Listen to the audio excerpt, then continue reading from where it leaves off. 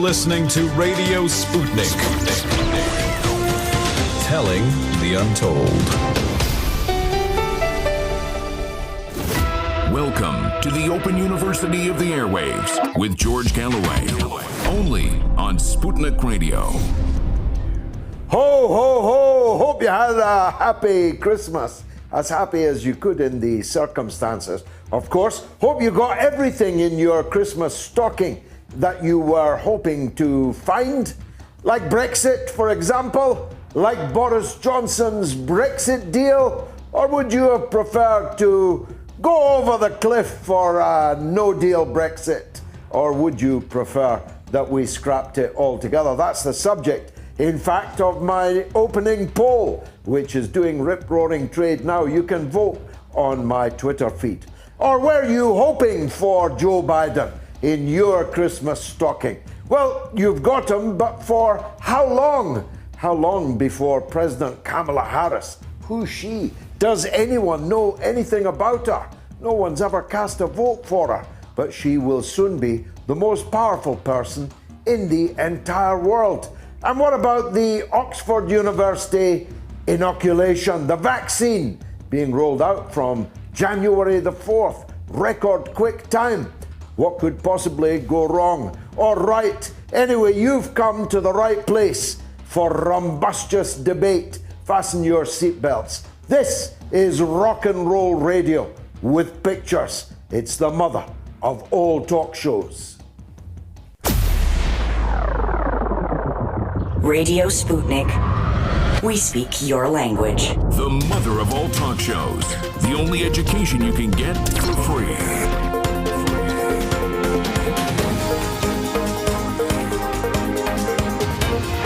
George Galloway.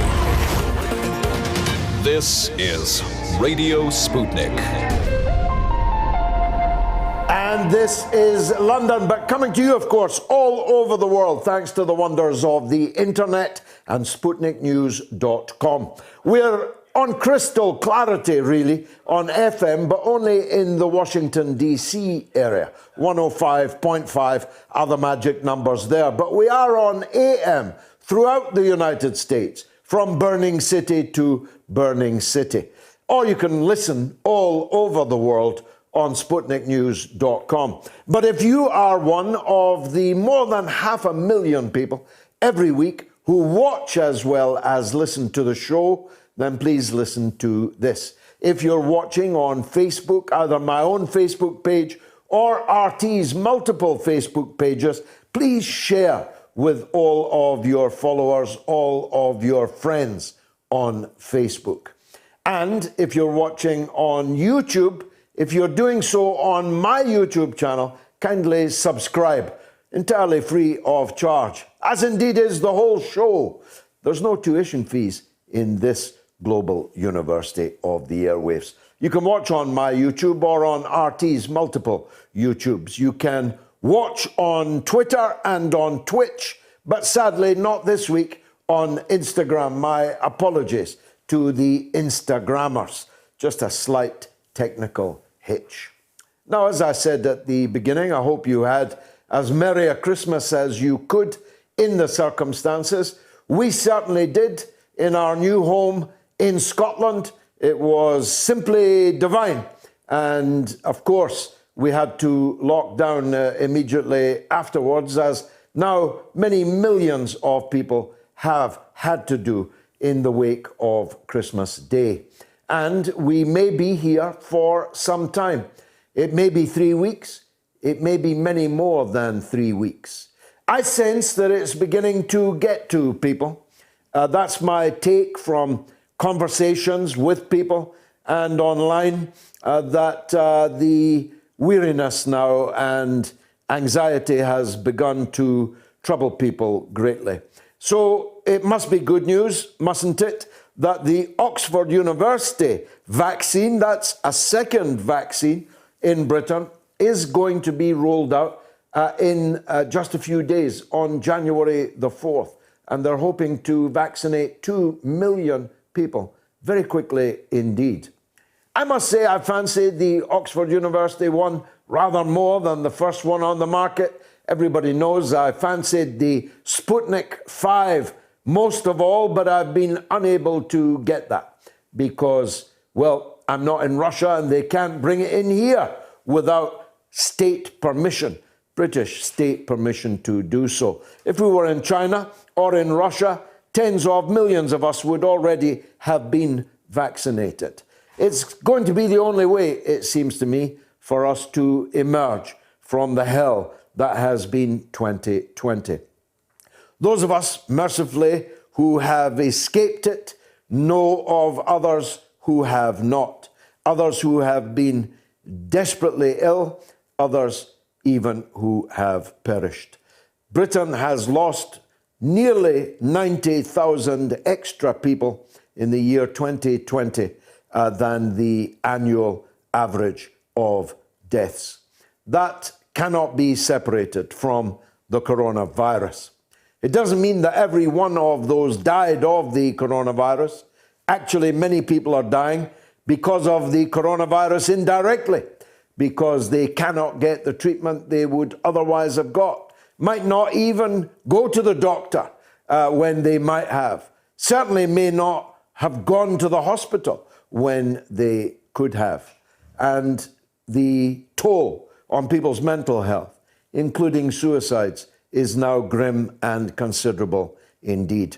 We'll be talking to Moats medic, Dr. Ranjeet Brar, and also taking calls from people who may or may not share my perspective on this. You don't have to wear a tinfoil hat to take the view that this has all been one big hoax, but it would probably help you if you did. But there are others who think that this lockdown lark has gone far enough and that the toll on public health as well as on the economy, which of course itself will have a toll on public health further down the road, will be worse than the cure being worse than the original complaint. Let me know what you think. But the big story of the week, of course, was Brexit. I fought in the 1975 referendum for Britain to leave what was then the common market. I was a relatively junior, 21-year-old follower of the late and great Tony Benn. And he and Peter Shore and Michael Foot and Mrs. Castle and Jack Jones and other great figures in the British Labour movement were on my side. In the intervening period, the British left and the trade unions vault fast and ended up the European Union's biggest cheerleaders. I myself, when elected to Parliament, voted against the Maastricht Treaty, indeed helped to keep the House up late many a night in order to oppose the Maastricht Treaty. I also voted against the Lisbon Treaty, ditto, and railed at Tony Blair, who had promised us a referendum on it but never delivered it. And in the summer of 2015, when the people of Greece were being ground into the dust by the European Central Bank and by the European Council of Ministers, and not least by the Chancery of Angela Merkel in Germany, I declared that if there was another referendum, I would be batting for a vote to leave. And I did, and I'm very proud of the role that I played.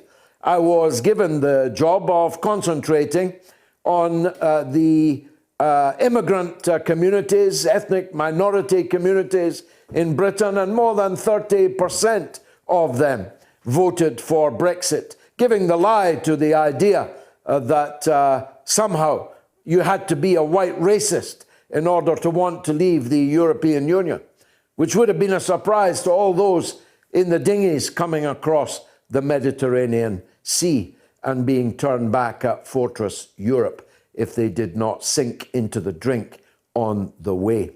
It was an epic victory in 2016 because it was won against the most powerful people in the country and on the planet.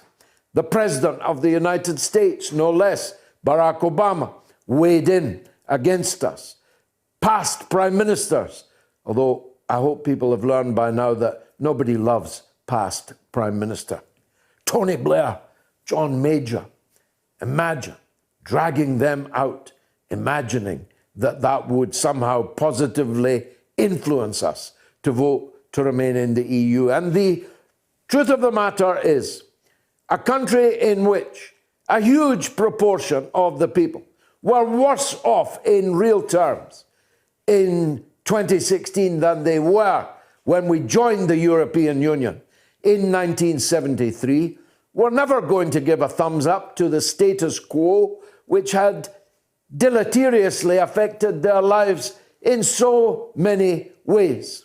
When Britain joined the EU in 1973, we had everything. We made everything. We were a powerful industrial country. And by the time we left the EU, we had hardly any of these things left at all. Now, of course, the EU itself was not wholly responsible for that, but the neoliberal economic system exemplified and, in fact, institutionalized by the European Union was a cause of many of our troubles. We could have had better governments, that's true, and our governments could have protected us more, that's true. The free movement of cheap labour from Eastern Europe did not have to affect us as badly as it did. If we had a government that had a decent living wage as a minimum by law, that had trade union rights recognised, cherished and promoted, and then of course the big influx of new labour into our labour market would not have driven down wages, as in fact it did, because we had no such government.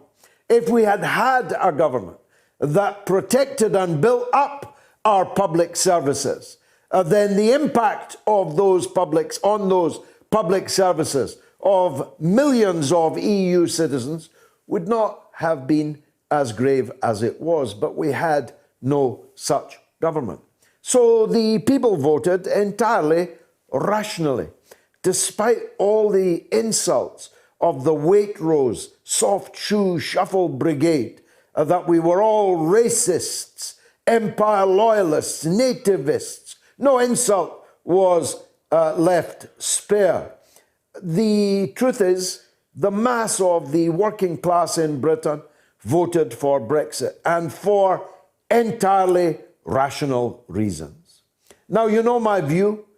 Leaving the EU is a necessary but not sufficient condition to build a better Britain, to build the new Britain of which I speak. It is not sufficient, but it is wholly necessary.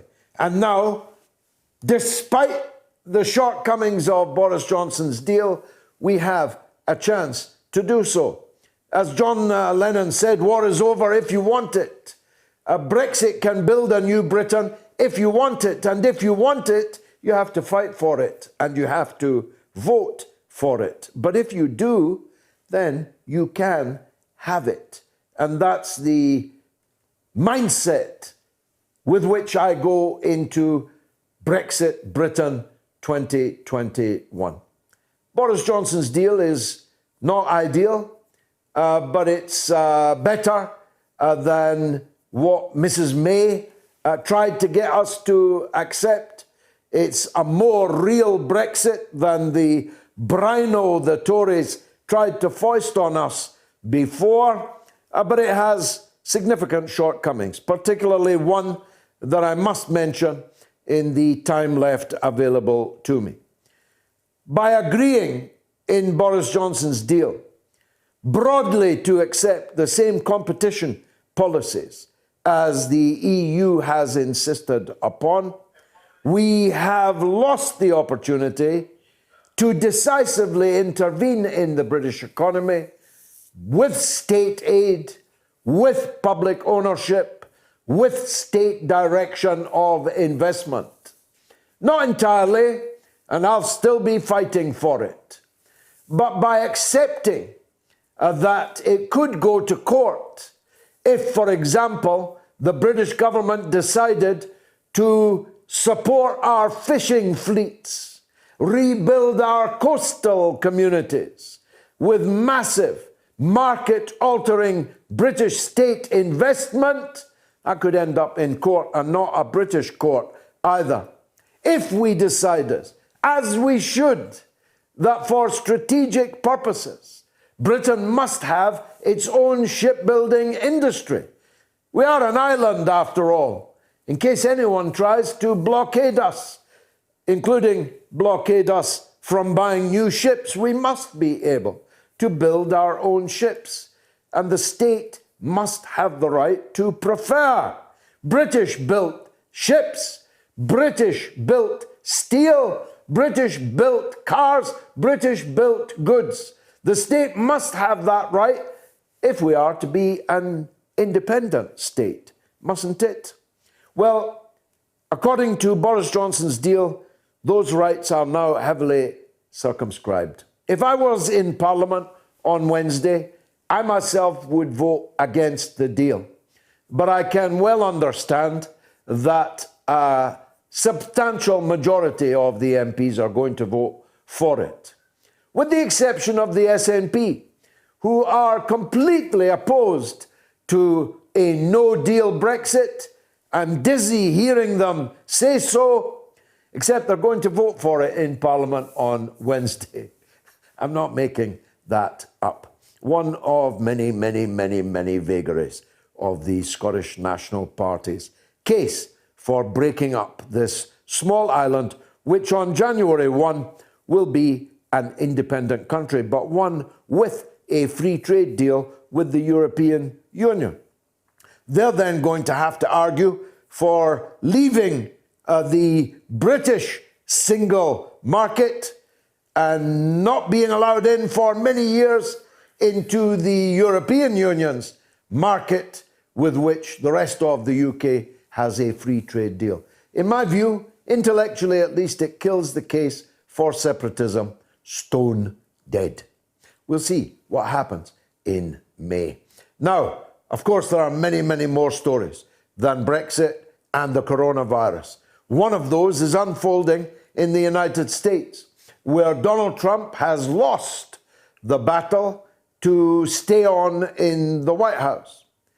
He has been abandoned by many of his senior Republican friends, on which there might be consequences further down the line. He has been abandoned even by some of the judges that he sent into the Supreme Court, but who are now there for life and didn't fancy overturning the apple cart in the interests of Donald Trump. At the same time, Donald Trump is not over, and the economic crisis, the fundamental, objective, economic atrocity that is the American economy, where 166 billionaires have more money than half of the people of the United States, where unemployment is literally out of control. It's back to the levels of the Great Depression in the 1930s, where mass evictions of millions of tenants is underway. It's almost impossible to imagine where that's all going to end. One thing is for sure, that Trump or someone like him will be trying to capitalize on the resultant misery. And Joe Biden and Kamala Harris are going to ensure there's lots of misery to go round. Now, I've got that poll that I told you about. It's rip-roaring, 1,299 votes in, and I haven't finished speaking yet. It is, would you vote for A, Boris Johnson's deal, 47%, B, no deal, 22%, C, scrap Brexit, 31%. You can vote on that right now on my Twitter feed. The lines are open. Here's the number. If you're in the UK, it's 02077 982 255. If you're in the US, it's 001 757 744 4480. Or you can tweet me, of course, at George Galloway, at RTUK News. Preferably, both of us. It's going to be the mother of all talk shows. Give me 60 seconds to take a drink. Radio Sputnik. We are above all the latest developments, and we don't take any sides. Radio Sputnik, telling the untold. Hello, people of Britain. Your Prime Minister here. Not only am I helping British people get its fish back, but I'm helping these fine gents get their fish supper. Isn't that right, my wet seafaring friends? About bloody time they showed up north and did some tell. Yes, quite. Mushy peas, battered cod, quintessential British pub grub. Even hoping to see some sexy mermaids. Just don't tell Carrie. Incoming! Chuffing out! Crikey! What's that in the distance? Pirates? Worse, son. The French. Wake up and smelt garlic, boys. It's time to do some fighting. Oh, look, another ship. Aye, Boris. Didn't they know they've been fighting buggers off since 1972? It's time to get our waters back, Cocker. Yes, quite well. I've come prepared. No, not that one. Never got time for faction. I'm ready to defend British waters. Where's the hand in the pocket? Turn that bloody music off and take that bloody ass off. Come on, get the finger out. I'm channeling my inner Horatio Nelson. Battle of Trafalgar. Down with the French ships and all that great British history. Man the cannons! Aye, put that bloody champagne down, you rate tough. Do some bloody work, for Christ's sake. I hereby christen this vessel HMS Victory! Quick, somebody throw him overboard! You're listening to Radio Sputnik.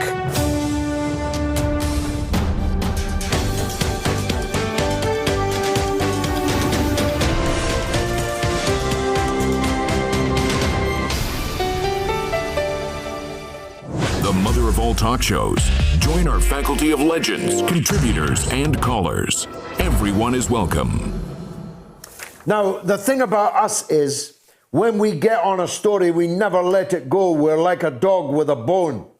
And one of the bones that we've been chewing on all of this year has been the Jeffrey Epstein story.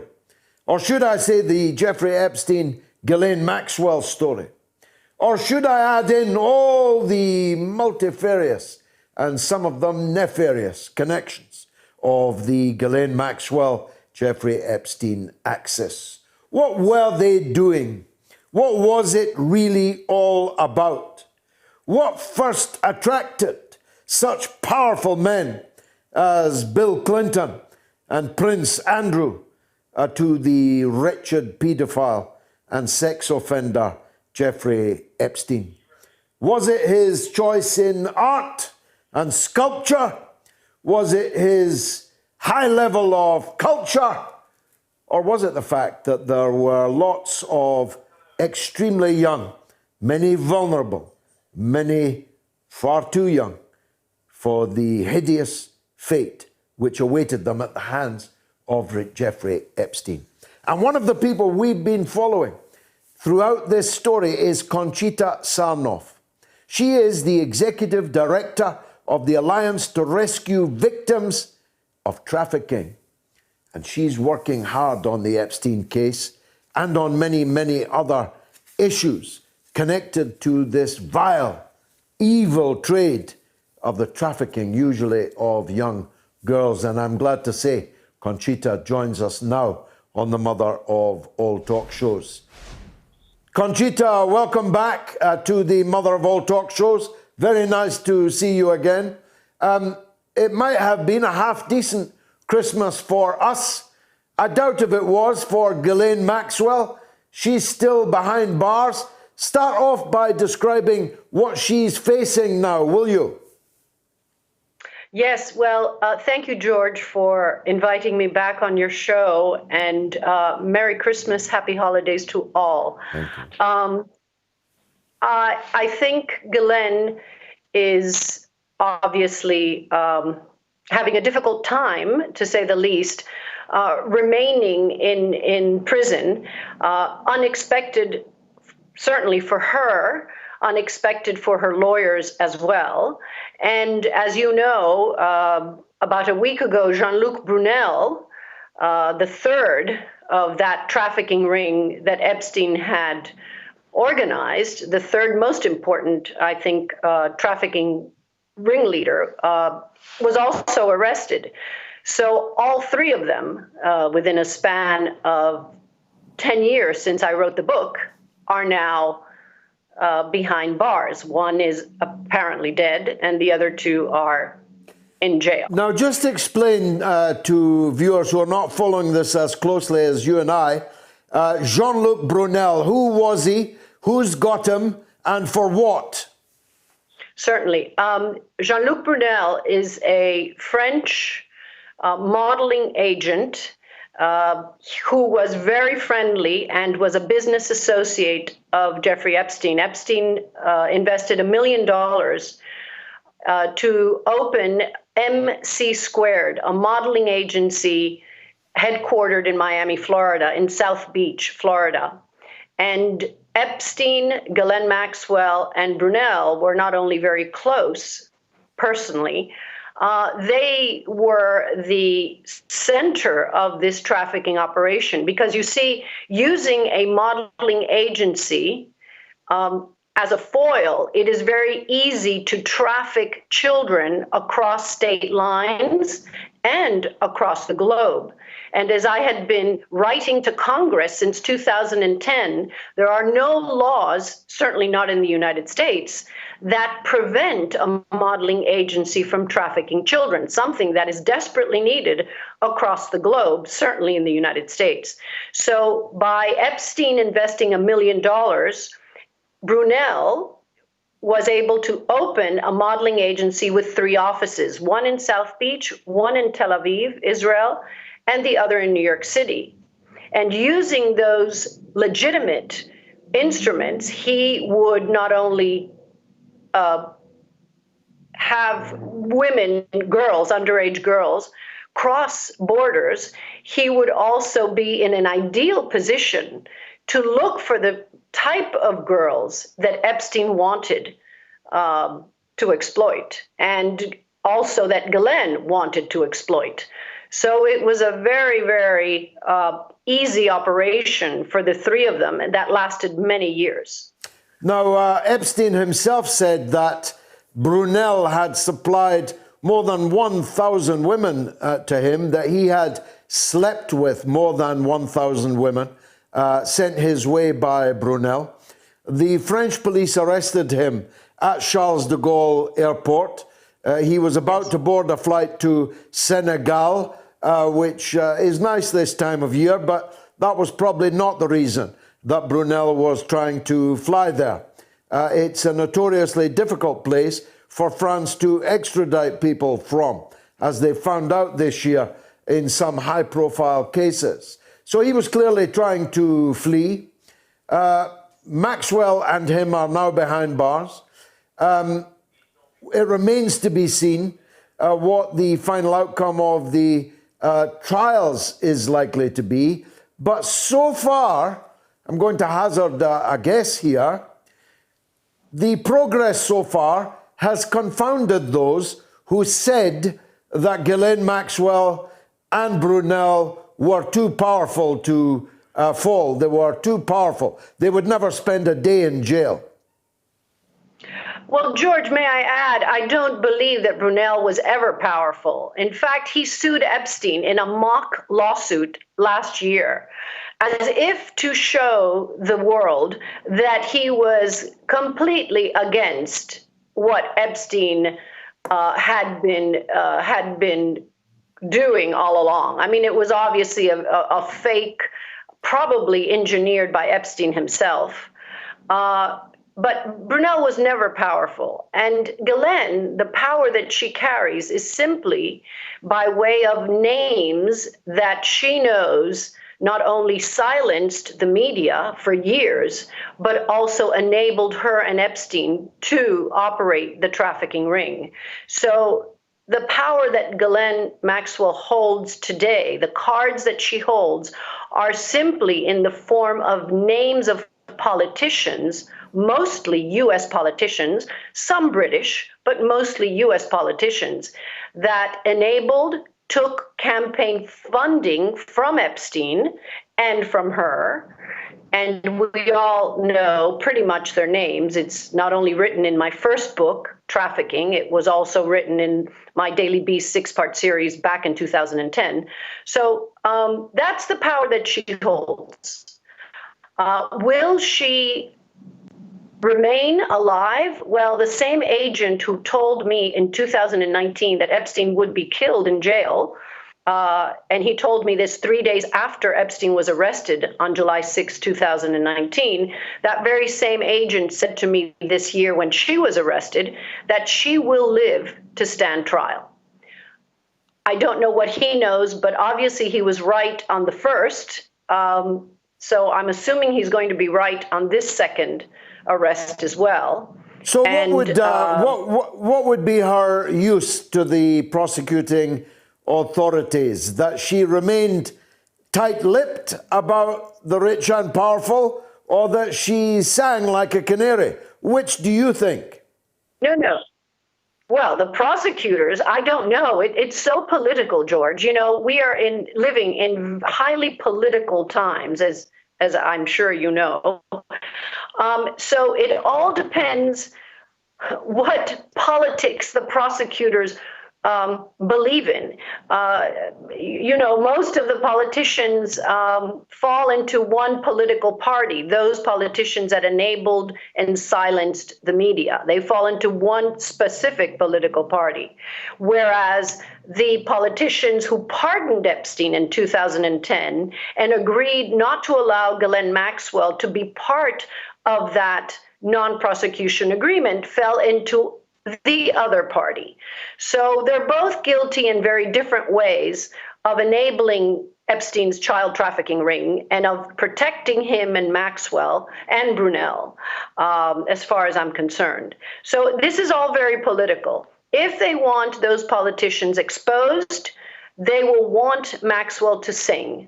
If they don't want them exposed, now that our elections are over and there's a new incoming president, then they will allow her to remain quiet and prosecute her. And it depends what the deal.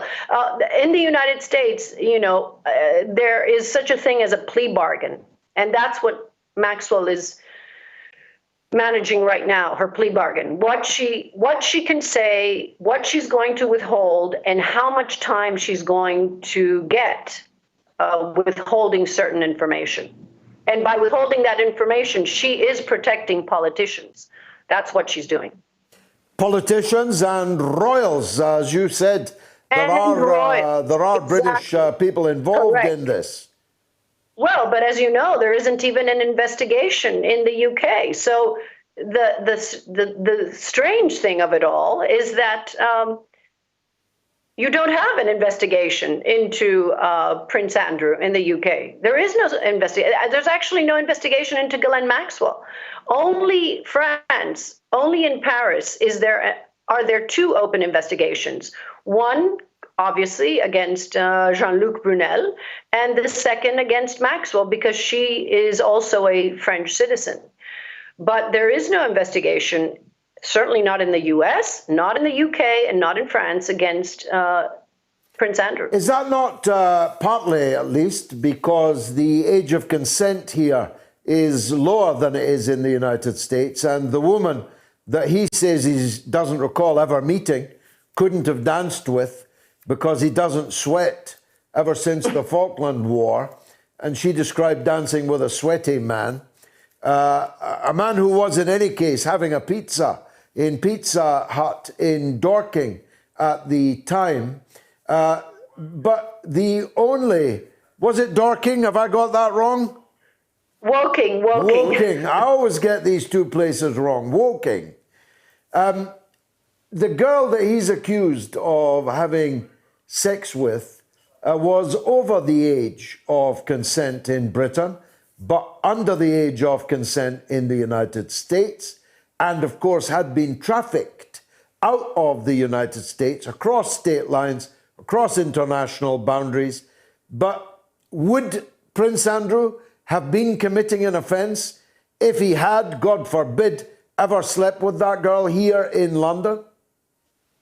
Well, technically, no. I mean, I'm not an attorney, as you know, but she claims, Virginia Roberts Giuffre claims that she was 17 when Epstein and Maxwell brought her to London to have relations with Prince Andrew. And in the UK, 17 is age of consent. So technically, it was not trafficking, and she was age of consent. That's number one. She was also paid $15,000 to service Prince Andrew. Secondly, she was apparently the same age when she had relations with the prince in the USVI and in New York, in Manhattan. Now, that would be an offence, if true, wouldn't it? That would be, absolutely. That was a commercial transaction because she was paid, and she was under the age of 18 because in both the USVI and New York, the age of consent is 18. So yes, it would be. So what are you going to work on now when this is all over, Conchita? Oh, a lot more to come. Well, you know, I'm now finishing my second book, Buried Secrets, which is being published next year. And apparently, just a few days ago, I was told by the former private investigator in the Epstein case, Mike Fiston, that I am somehow apparently involved in a lawsuit I've been named in a lawsuit between the former PI, Mike Fiston, who helped me tremendously and worked with me during the 2010 investigation, and apparently had given names and information to one Miami Herald reporter who he is now suing. It's already in the news in the United States, so I'm not breaking a news story here, but apparently Mike Fiston is suing Julie Brown for breach of contract. And for some unknown reason, I am somehow involved in that. So having to deal with that, which is obviously not fun, and takes away the focus from the real issue, which, as you know, George, is how are we, all of us, you and me, using your platform, using my platform, how are we going to stop child trafficking in the world, and how are we going to protect these at-risk populations? And that's what it's all about. So well, I wish you every success with it, Conchita. If you don't mind, we will come back to you when there are further developments in the Maxwell and the other French case. It would be really nice to see you again in the new year. All the best to you. Thanks very much indeed. Happy New Year to you when it comes. Now, the poll, 1,396 people have voted. 47% of you would have voted on Wednesday if you were in Parliament for Boris Johnson's deal. 22% of you only would have been with me in the lobby for no deal. And 31% of you want to scrap Brexit, although that option, frankly, now no longer exists. A better question would have been, do you want to rejoin the European Union? And I tell you now, for nothing, no political party will be going into the next election with rejoin the European Union on its manifesto. So, the numbers, again, Britain, 02077 982 255, and in the US, 001 757 744 4488. zero. Coming up after the break of just 2 minutes is Patrick Christys on Brexit. Spread the word.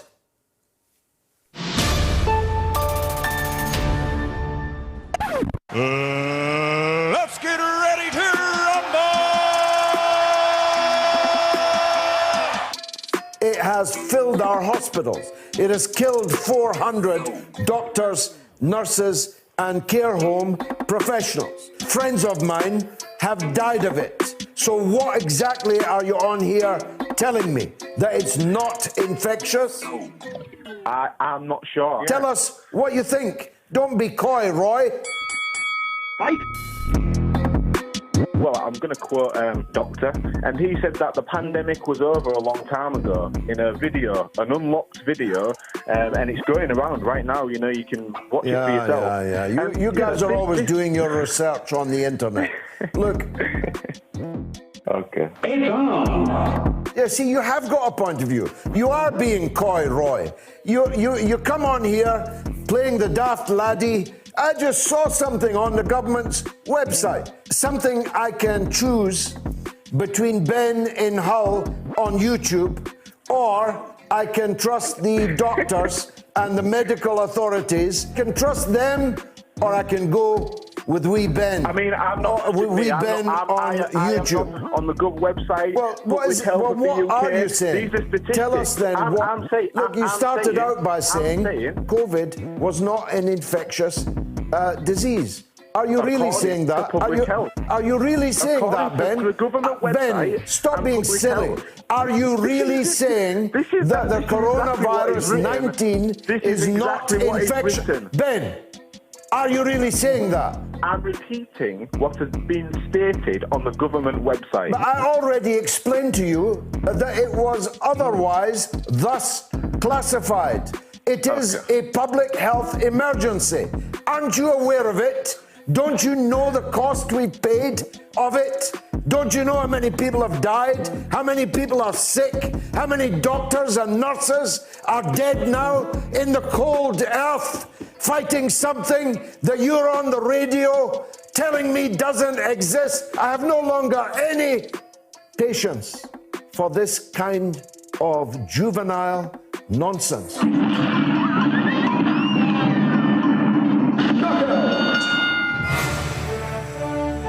Radio Sputnik. The mother of all talk shows. With George Galloway. The world is our classroom, and you're welcome to sit in and join the seminar. Well, a plurality of the voters so far, of 1,719, 46% would vote on Wednesday for Boris Johnson's deal. 24% would be in the lobby with me for no deal. And 30%, still a big number, would rather vote to scrap Brexit, even though that isn't now possible. Who better to debate this with than Patrick Christys, a young journalist and campaigner during the Brexit referendum and in the period afterwards. Let's hear what he has to say about the Brexit deal. Patrick, welcome back onto the show. Are you singing hallelujah? Are you dancing in the streets? Well, George, I'm somewhere in between, really. I think it was a great relief to get a deal. It was certainly a great relief to get a deal that was better than Theresa May's. But I'm very much on the fence at the minute as to whether or not no deal is the desired outcome. Personally, I do think realistically, if I was in that chamber with the big green seats, I would be going in favour of Boris Johnson, I must say, and I would get this deal through. It's got positives, it's got negatives. But hey, look, this is by no means the worst situation that we've ever been in, is it, George? No, let's go through the positives and the negatives, shall we? Yeah. The negatives are different according to where you stand politically. I mean, if you're a believer in the untrammeled free market, so-called free competition and so on, you're not remotely worried about staying on a level playing field with the EU and thereby precluding any government, anytime, ever, intervening with subsidy, for example, or state aid to specific industries at specific times. But if you're someone like me, you're very upset by that, not least because it means you're not actually really a free country if you're bound by someone else's competition rules. Yes, look, 100% absolutely. And of course, the fact as well that we're going to be bound by their standards of human rights, as it were. Now, I know that's a bit of a grey area because I think a lot of people thought that by us kind of contravening EU human rights, that would mean that we would want to employ slave labour in the aisles at Tesco's that we kept in these kind of Brexit gulags. That's obviously not the case. But the fact is that we would be nice to have that particular freedom. Boris Johnson has kind of tarted this up in a way, hasn't he? He came out and wore a tie with a load of fish on it when he announced this deal. That made us seem like, actually, hang on a minute, Boris has done the business when it comes to Britain's territorial waters. The fact is, that was one key area that he actually hasn't done the business on. It's okay for now, but we've got 5.5 years, and realistically, it's probably going to go on in perpetuity of pretty high-level EU access to our fishing waters. And the fact that the ECJ, of course, is now not going to be particularly prevalent in our court system, not have the final say. He's made the most of that, and that is fantastic. But realistically, we are going to remain aligned to a lot of the ECJ rulings. Look, there are some very, very, very good benefits here. So, for example, the ECJ thing is actually pretty good, of course. We've also got the fact that there are some smaller elements of this that will be able to travel to the continent visa-free for up to 90 days and retain health insurance. The UK drivers will not need to apply for international driver's licenses. Brussels has got this £4.5 billion fund to help countries and sectors hit by the UK's exit from the single market and customs union. And of course, even things like food prices that we were warned about, weren't we? We were told that we were going to end up not being able to afford anything in Tesco's. Well, actually, Tesco's CEO today came out and said the impact will be minimal. And clearly what people are doing now, both on the Brussels side and the UK side, is trying to minimise the impact of Brexit. Now, I think by and large, if a lot of people can see that there isn't too much of a negative impact from Brexit, in fact, they almost don't realise that we've left the European Union, really, unless you really look for it, then that would be a great boon for Boris Johnson and a great boon for Brexiteers everywhere.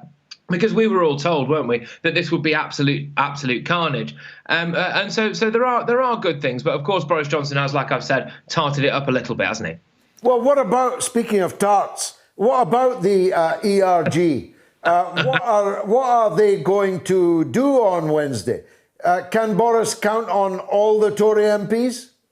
I don't think Boris Johnson will be able to count on all of the Conservative MPs, just purely because that's not the way that things work in British politics. The fact is that Boris Johnson, of course, almost bizarrely, won't need to, because there's certainly enough Tory moderates there. There are enough people who are just relieved, frankly, that there is a deal, which is not a good enough reason to vote for something, George, don't get me wrong, but nonetheless is a reason for a lot of people. But of course, Sir Keir Starmer on the Labour benches has decided that he's not going to hold true to form and abstain. He's actually going to vote on something, but this time he's going to vote for the government. Boris Johnson must be miserly pleased that he's got him sitting there across the benches for him. I suspect that there will be a few hardline Brexiteers, perhaps the likes of the John Redwoods of this world, who will vote against this. But that is purely because for them, only no deal will do. And I can understand that, don't get me wrong. For many people, it wasn't just that no deal is better than a bad deal. It was that no deal is the best deal. And I do fully understand that line of thinking. And I think until relatively recently, I was potentially of that line of thinking. The idea that if you come out with no deal and you go on to WTO terms,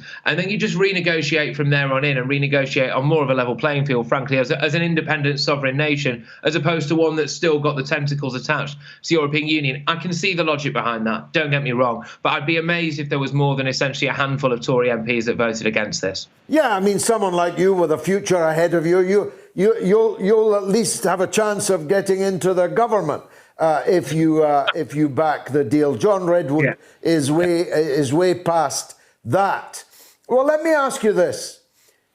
I grew sick, and I certainly could no longer count the number of pundits and commentators, politicians and others, who told us repeatedly ad nauseum that Boris Johnson wanted a no-deal Brexit, that him and his friends were going to profit from a no-deal Brexit.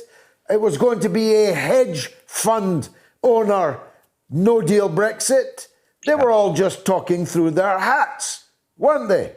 I mean, it was another, talking of fish, actually, Michael Fish comes to mind, doesn't it? With the old, there won't be, what was it? There won't be a tornado or there won't be a hurricane or something like that. It's a little bit like that. It reminds me of, the economic doom mongers that kind of push forward Project Fear in the run up to the Brexit referendum, of course, telling us that essentially we were going to fall off a cliff and that we'd all be outside naked fighting each other for what scraps of food were left in Lidl at the end of all this. Well, they were proved wrong, weren't they? All the people there that said that Boris Johnson clearly didn't want a deal, they were proved wrong. I've got to say, I think the last time I was on your show, George, I made a big point of how I didn't really see how we could get a deal, because I assumed that there would have to be absolutely seismic compromise from either side on this. And clearly I was wrong about that. I mean, there has been compromise, but certainly not. They've been more willing to agree, frankly, than I thought either party was. I'll hold my hands up to that. But yeah, there's all these, especially a lot of the kind of left-wing or Remainers, I should say, that were out there telling us that Boris Johnson not only did he not want a deal, but he was unable to get one. I mean, they can just join a long line of people whose predictions have fallen by the wayside, frankly, not just now, but at the previous election, at the election before that, and at the elections that have taken place in America as well. I think it's probably the worst job in the world to try and be a political pundit at the moment, because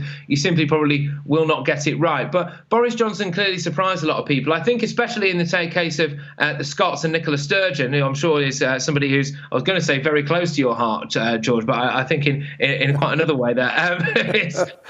I'm going to quite enjoy watching her squirm over this particular one, where it's clearly she's going to have to toe a line where it's better that we did get a deal, but not this deal. We wish we'd never left at all, but actually if we had to leave, maybe Scotland should be independent whilst joining the European Union, but Boris has sold us out on fishing. I don't understand. Frankly, you wonder that they can keep a straight face while saying it. Yeah. They're denouncing the fishing deal whilst hoping to go back into the European Union, at which point all of the fish goes to Europe. It is utterly bonkers. And they need to hope that the Scottish people are too stupid to understand the contradiction in that. I think they're going to be disappointed in that. But if it almost feels like we haven't left the European Union, what was the point of leaving it? I think when I said that it almost feels like we haven't left the European Union, what I meant by that was the initial impact of it. So the fact that we would potentially crash out, as we were told, or that there would be a very obvious, we would wake up one day and businesses and business owners and lorry drivers and everyone basically would feel a very visible and very physical impact of us having left the European Union from day one. That was something that I think quite an abrasive exit, as it were. That was a possibility, and I was glad that that remained a possibility, George, because you needed to keep that threat. And also, frankly, if that had ended up being the result, I would be on your show right now saying I'm not afraid of that situation. I think that is a perfectly decent situation for Great Britain that actually gives us a huge amount, in fact, probably more, really, freedoms in the long run. What I will say about this deal is, though, and maybe I'm being overly positive, maybe you've you'll caution my slightly more youthful optimism perhaps on this situation. But I look at this now and I say, right, we might not feel a particularly big bump, as it were, when we leave the European Union, but that cushions a blow, because what we will be able to do from there on in is go and have all of the freedoms, or certainly pretty much all of the freedoms that we'd hoped for, the independent trade deals, etc., the fact that we don't have to in perpetuity we kind of align ourselves regulatorily with the European Union. I think those were issues that I was seriously concerned that we would tie ourselves to this Brussels bloc indefinitely in ways that would bind the hands of future generations. And to be honest with you, this deal doesn't look like it does that, and I am willing to go with it for a little bit anyway. We do have to pay now the divorce money, the £39 billion. How long have we got to pay that? Is that up front or half up front? What is it? To be honest with you, George, I'm not 100% how long we actually have to pay this £39 billion back. I would have thought that it would be probably about half and half. But one thing I will say about this is that if there are certain concessions that we did have to make here clearly with the European Union. And one thing that I thought Boris Johnson did quite well when he came out and essentially kind of spun this deal, as it were, publicly, was that he made a point of, and I do get the impression he genuinely meant it, which was that it would be much better for the European Union to have a positive friendly ally, a prosperous ally, a prosperous yet independent ally, just on its borders than it would to have someone sniping in from the sides. And I can't help but feel as though actually the egg is on the European Union's face when it comes to this. And I think the actions of Emmanuel Macron in the run-up to this deal being announced prove that. That bloke intentionally turned Dover into a car park in a way that he didn't have to, and has done, frankly, several other things over the course of recent months. For example, essentially not policing the Channel, as we all know recently, as a little bit of a, in my opinion, two fingers up to Boris Johnson, because I feel as though he felt that Britain had maybe got the better of the EU slightly on this deal. Yes, it really is not ideal for me as far as I'm concerned that we have to pay our divorce money. I really don't think that's ideal, and I think that is, to be honest with you, a bit of an affront. However, if that is part of a wider package that does keep us in some at least semi-friendly relationship with the European Union, where there is the scope for mutual prosperity, but specifically really British prosperity going forward, then I'm okay with that. The proof, as always, isn't going to be in the pudding with these things. And I, for one, George, am not one who's going to sit here and just believe Boris Johnson wholesale. I can think of a few people who've done that in their lives and come a cropper.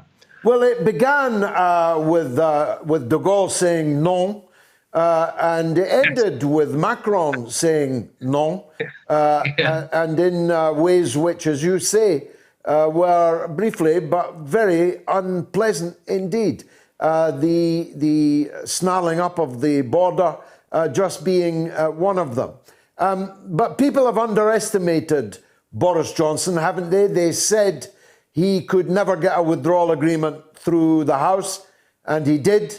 They said he could never get a general election over Little Bercow. Where is he now? Stacking elves, I think. He would never allow an election to be called, but it was called. They said he could never win it, but he won it. And then they said he could never get a deal, but he's got a deal. So his leadership is secure for as long as he wants it. How long will he want it, Patrick? Well, this is the thing. Also, bear in mind the London mayor as well, George. People said that they never thought he would get the Mayor of London gig, and he did manage to do that. He has got form in this regard, and there does come a point, doesn't there, where you maybe have to start looking at it and thinking, hang on a minute, maybe this bumbling, blonde-haired, posh buffoon has actually got something about him that clearly he does hide behind the scenes quite severely. But look, you know, the results do speak for themselves. How long does he want it? That's a very important point. That I think this until the vaccine was announced regarding the coronavirus, of course, until the vaccine was announced and appears to be working, as far as we know so far it is, and as far as we know so far our distribution of this thing, whilst it's been a little bit slower than I think we were promised, is starting to roll through, and presumably that all goes across the nation. If he gets a healthy, fighting, fit nation and he gets a Brexit deal that he wants, or at least that he can manufacture and manipulate into a way of him wanting, then I've gone from thinking, well, to be honest with you, I've gone from knowing that Boris Johnson didn't really want to stand at the next general election to suspecting that he may well want to give it another go. And all of a sudden, it's amazing in politics, isn't it, how the tide can turn, where Keir Starmer went from being somebody who he felt on the opposition benches there, he could stand back and watch Boris Johnson burn his own house down, and that was all he needed to do. He could abstain, he could do nothing, he could basically even afford, as he's doing in this case, to vote with the government and not provide a credible opposition, not even provide a genuine opinion on what it is that he actually stands for on issues. Well, no longer, I'm afraid, Sir Keir. Sir Keir now has to be a credible opposition. If he's voted this deal through, as much as Sir Keir said in his speech about why he was going to vote this through, that, hey, I'll pass it, but the results of this are on you. That's not the way politics works, I'm afraid. If you vote to pass something, you have to be responsible for it as well. And now I think Boris Johnson, actually, almost just like that, George, is more powerful than he's been pretty much since that exit poll came rolling out, didn't it, with the 80-odd seat majority there. It's amazing how things change. But in answer to your question that I've gone around the houses with, I do think Boris will stand at the next general election now, and I certainly think that was not going to be the case, even if we got no deal.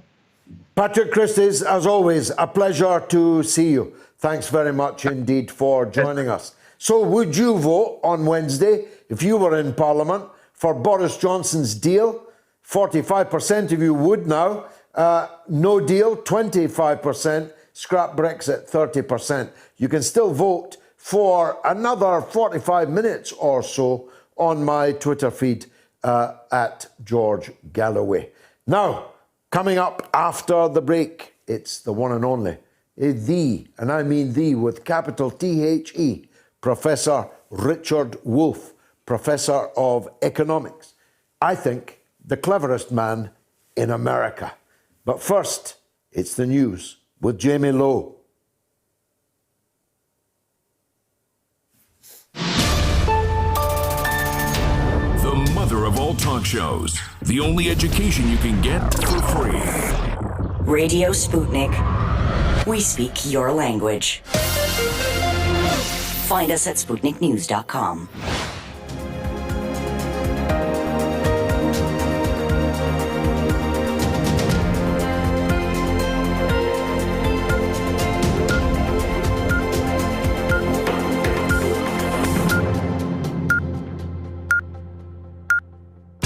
Radio Sputnik News.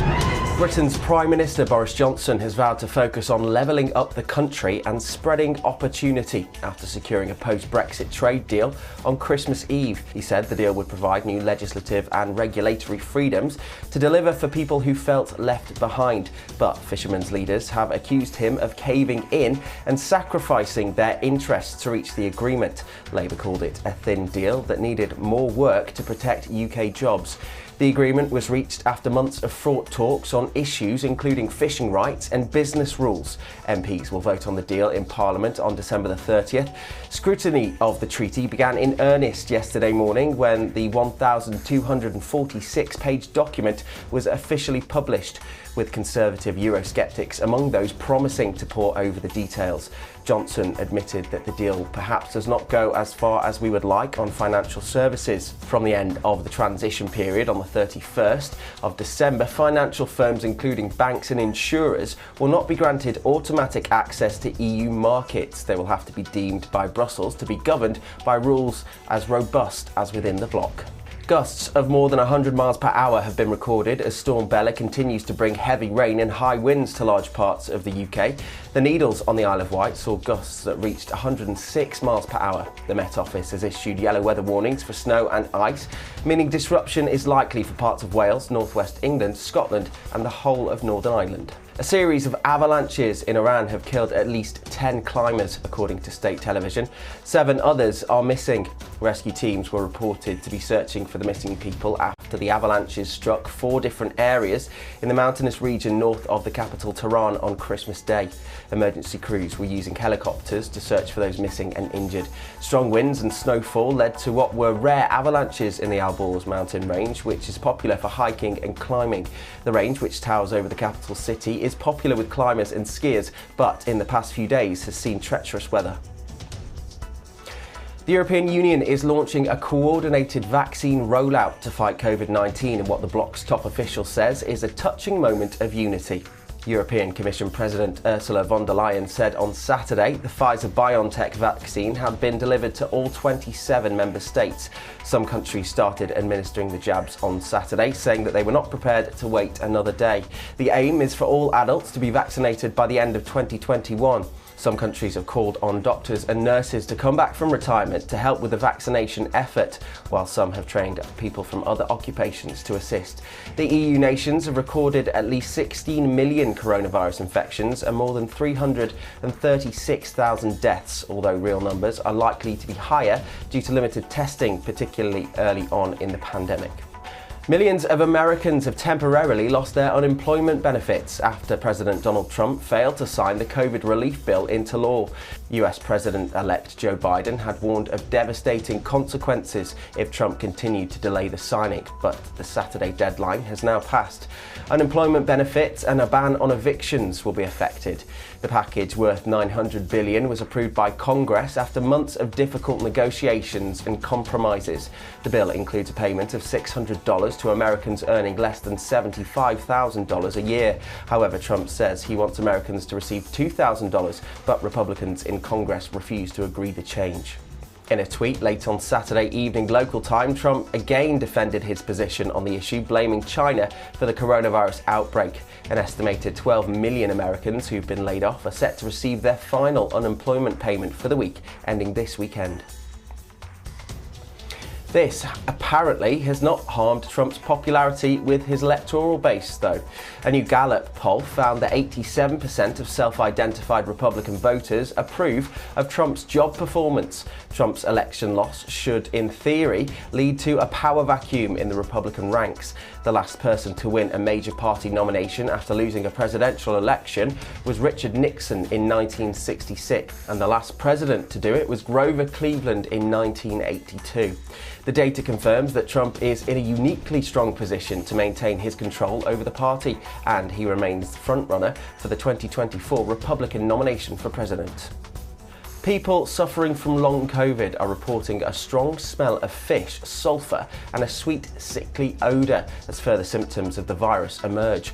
Long COVID is a term to describe the effects of coronavirus that continue for weeks or months beyond the initial illness. The unusual side effect is known as parosmia, meaning a distortion of smell, and may be disproportionately affecting young people and healthcare workers. Ear, nose and throat surgeon Professor Nirmal Kumar said the symptom was very strange and very unique. And finally, archaeologists in Pompeii, the city buried in a volcanic eruption in 79 AD, have made the extraordinary find of a frescoed hot food and drink shop that served up the ancient equivalent of fast food to passers-by. Known as a termopolium, Latin for hot drinks counter, the shop was discovered in the Archaeological Park's Reggio V site, which is not yet open to the public, and unveiled on Saturday. Traces of nearly 2,000-year-old food were found in some of the deep terracotta jars containing hot food, which the shopkeeper lowered into a counter with circular holes. The front of the counter was decorated with brightly coloured frescoes, some depicting animals that were part of the ingredients in the food sold, such as chicken and 2 ducks hanging upside down. Archaeologists also found a decorated bronze drinking bowl known as a patera, ceramic jars used for cooking stews and soups, wine flasks and amphora. Pompeii, 23 kilometres southeast of Naples, was home to about 13,000 people when it was buried under ash, pumice, pebbles and dust as it endured the force of an eruption equivalent to many atomic bombs. And that's the latest here on Sputnik News. I'm Jamie Lowe.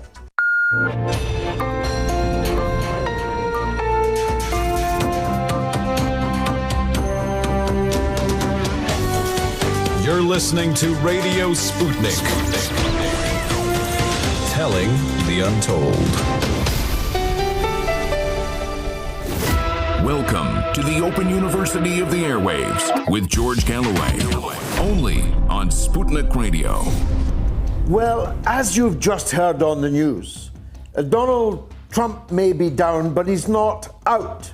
He's in an unprecedented position to make a comeback in 2024.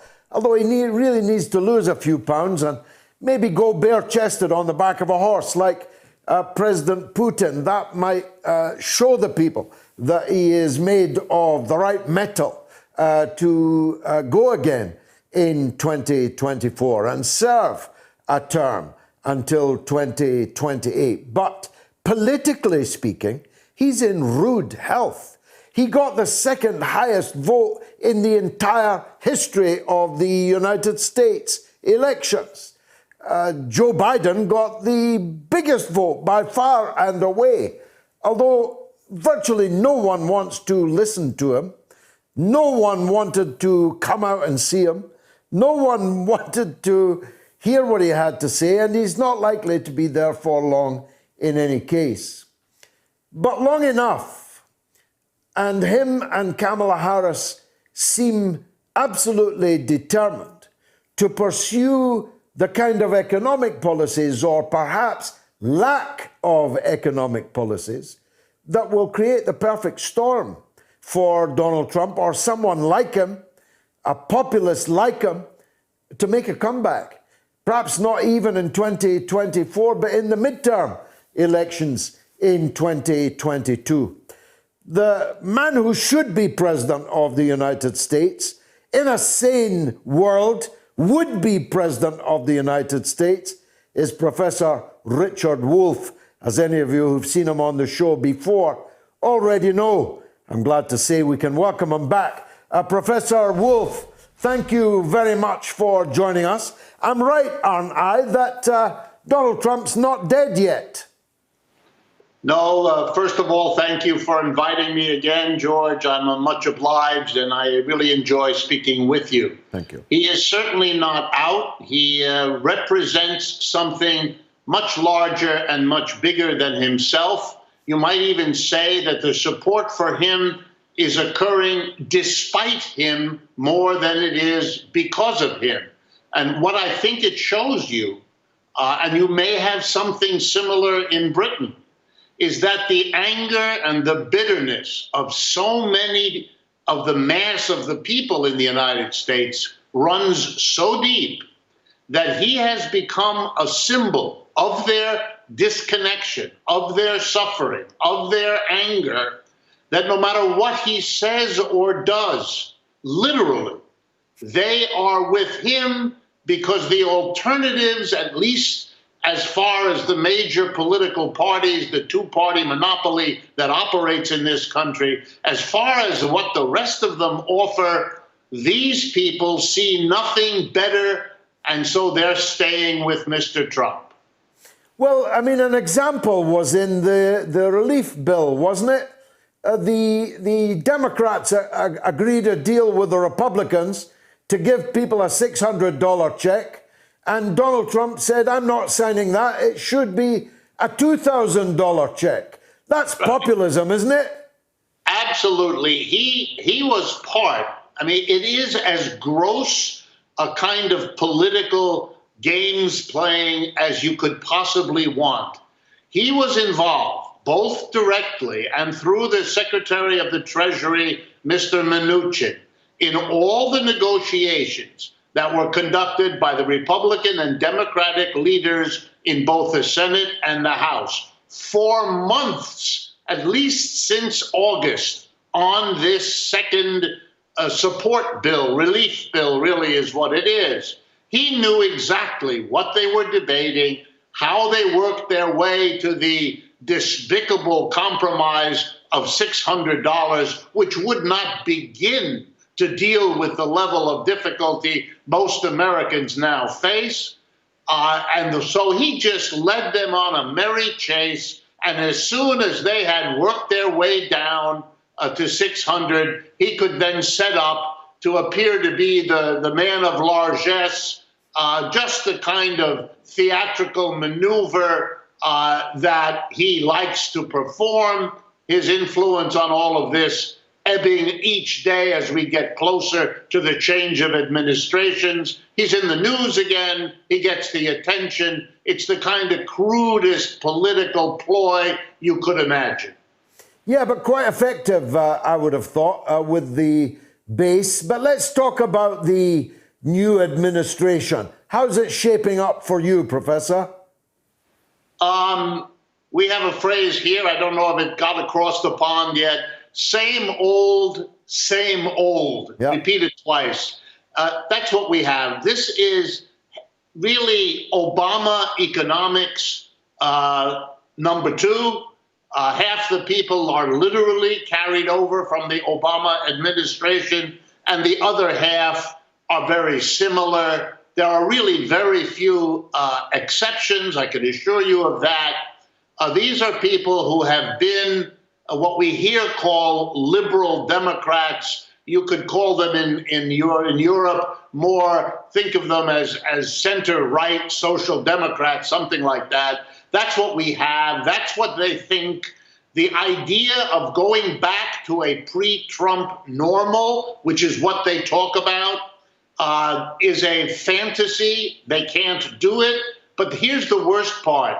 If they were successful and we did get back to whatever they think we were under Obama, they have carefully forgotten that the Obama administration was a train heading headlong into a stone wall called Trump. Nothing is better for Mr. Trump in 2024 or a successor to Mr. Trump than going back to the normal that produced Mr. Trump in the first place. Exactly so. And even the foreign policy, I mean, with all respect, the domestic policies are your own affair. You are an independent country. I wish you well. But I have a right to have a view on the foreign policy, and the foreign policy seems no better and in the same kind of hands as the disastrous foreign policy of the Obama era, the Obama, Biden, Clinton era, I can say. Yes, I think what we have here is a very sad spectacle. The problems of the United States, the internal domestic problems, are mounting in a way that many of us, even those of us who are critics, had not expected. I mean, we really have an unspeakable public health disaster around the mishandling of COVID. We have an economic crash that is comparable only to the Great Depression in terms of the massive unemployment and suffering and declining standard of living.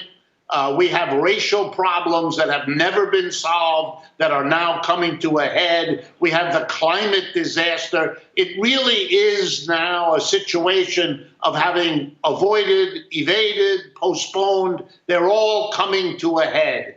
And under these circumstances, shoddy politicians, and I don't know how else to say it politely, have been increasingly tempted to blame some foreigner. So Mr. Trump has decided to blame the immigrants, the poor coming from the southern half of our hemisphere here, and the Chinese. And the Democrats counter, they blame the Russians, or they blame some other, the Iranians. I mean, it really is a kind of a crazy contest of who you can finger abroad, what foreign problem. The latest has been the mysterious revelation 2 weeks ago that for the last 8 months, somebody has been hacking all the government computers.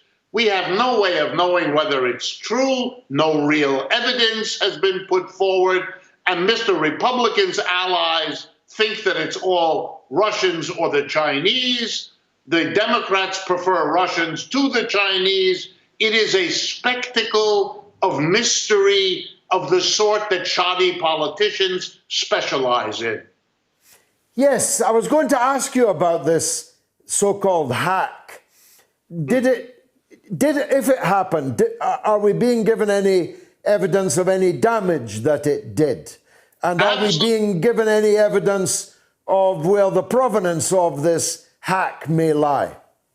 No, we've had absolutely nothing other than short, cryptic statements by everybody. I mean, Mr. Pompeo, Mr. Trump, Mr. Mnuchin, Democratic leaders, congresspersons, various people saying things like it's very widespread, or it's lasted a long time, or it's very serious, or it's not serious, or it doesn't matter. And then we've had roughly equal speculations from some that it's China and from others that it's Russia. Those are the two leading contenders for the blame for something that nobody has presented any concrete evidence about. It's all shrouded in spook, we call them here, in spook language, spook activity, all the vagaries of clandestine this or that. It is everybody's guess what this is, and including a sizable number of people who literally believe that nothing at all happened other than more election and political shenanigans. I really would like to get across that I have never, and I've lived in the United States all my life, I was born here, I've never seen anything like the disconnection between the whole world of politics, our two-party monopoly, and the mass of people. No one should be fooled by the fact that many people voted. They voted out of fear and anxiety about whatever it is they believed was threatening them. That's why they went to the polls. It is the opposite of a commitment to political involvement, since the mass of people could not feel more disengaged from the political leadership than they do today. There's also a lot of cross-dressing, isn't there? You and I are old enough to remember when people who regarded themselves as on the centre left had deep suspicion of the CIA, the FBI, the deep state. Nowadays, they are the people who sing the song of praise to these deep state agencies and believe and want you to believe whatever it is that they claim. That's an amazing piece of transvestism, isn't it? Yes, it's the other side, George, of the disconnection. There is no longer any real base here. Everybody, all the political leadership is the following. You collect as much money as possible from the people who have it. So both parties have been long captured by their major donors, which are large corporations or the individuals made wealthy by the large corporations. So the two parties serve them. How do they then fight their political battles? Each party tries to carve out some portion of the working class, the mass of people, to line up behind him. So the Republicans traditionally go get the evangelical Christians and the people who want to have a gun in every pocket of their automobile, et cetera, et cetera. And the Democrats go and get black and brown people because the Republicans have grabbed the white supremacists and so on. And in this game, everything is fair play. If the Republicans think they can get somewhere with people traditionally grabbed by the Democrats, they do.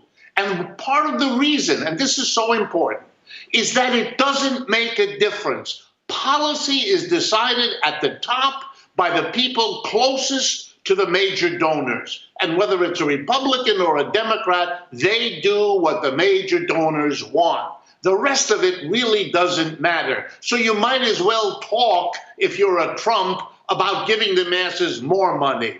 Or if you're a Democrat, talking about whatever you think will get you some voters if you celebrate the FBI and you surprise people by doing it. These are details of grabbing sections of a working class, of a population that doesn't really care anymore because it understands very deeply that the policy decisions are all made at the top by people they have no control over, and they're simply choosing between somebody who might, if you pardon me, screw them less than the next one looking. And that's not a very exciting basis and not one governed by any principle or any commitment to particular policies.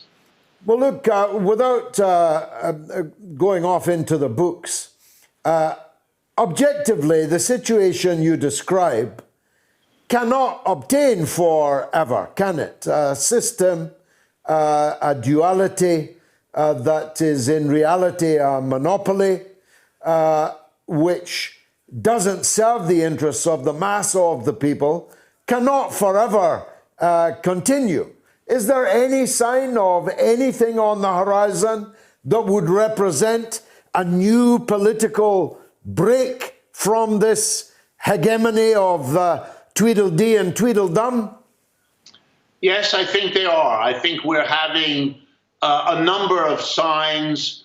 I don't know how long it will take. I agree with you, but the big question is, how long will it take? I can't answer that any better than anyone else can, but I will tell you, here are some signs of change. First of all, even in the elections just passed, even though it got very little attention, the few Democrats that call themselves either progressives or socialists or some mixture of those terms did very well. They more or less doubled their number. It's still a small number, but they went from half a dozen to a dozen, which is an amazing thing. Every candidate that we can see that we tracked who was in favor, for example, of Medicare for all, a rough equivalent of what you already have in the United Kingdom with your health service, every candidate who came out strong for that was able to win.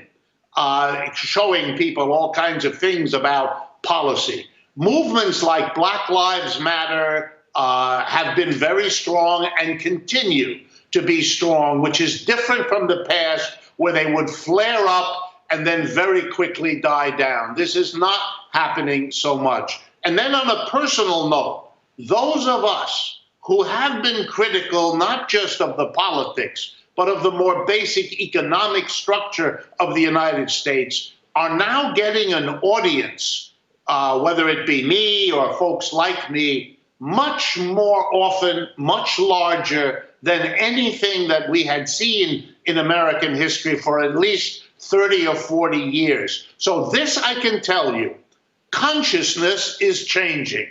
How long it'll take, how deep it will go, whether reversals will happen, all of that's possible. But I would say that as much as the objective situation frightens us, the subjective adjustment of a critical movement, that's also in evidence here. Professor Richard Wolff, thanks for joining us on the mother of all talk shows. Much obliged to you. Let's take a 60-second break, shall we? Radio Sputnik. You know, I had that George Galloway back in here the other day. Well, I'll tell you what, talk about the knowledge. By the time he got out, I had a first-class degree. We are talking 24 hours a day, 7 days a week. You are listening. We give you the most essential out of the endless information space. Radio Sputnik, telling the untold.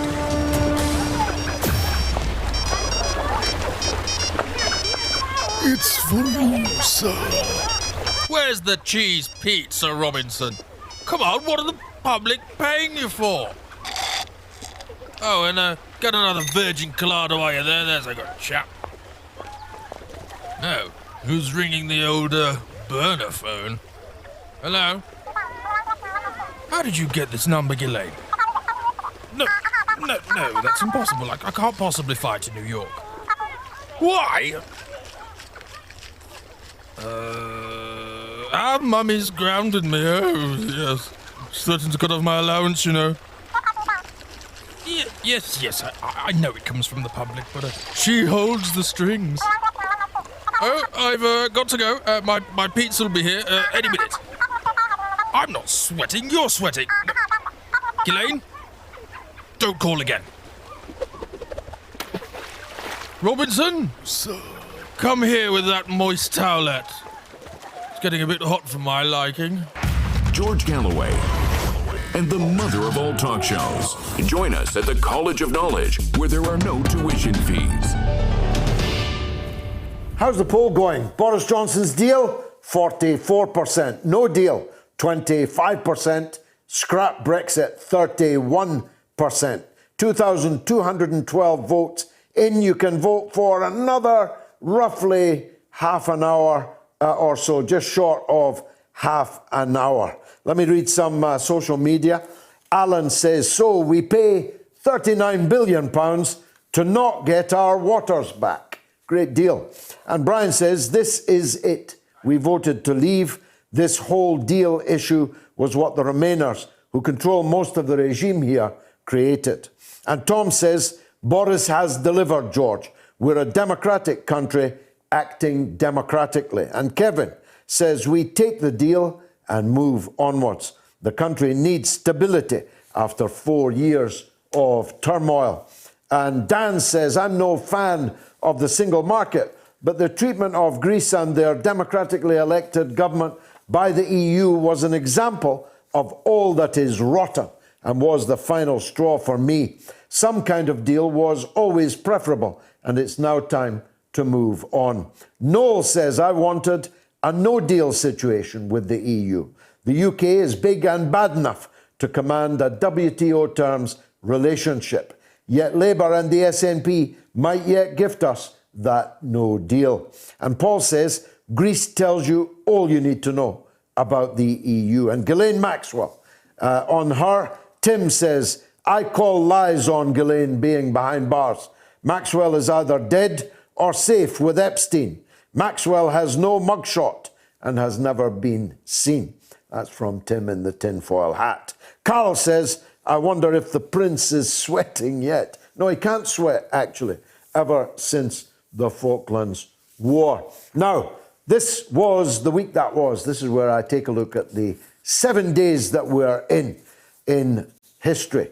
On this day in 1960, France completed a third nuclear test in the Sahara Desert in Africa. It brought the country a step closer to its aim of developing a compact nuclear device to arm missiles. France exploded its first hydrogen bomb in 1968.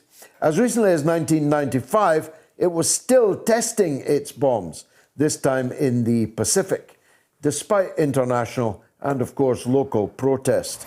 5 years later, in 1965, Britain's first offshore drilling platform, the Sea Gem, capsized off the northeast coast of England.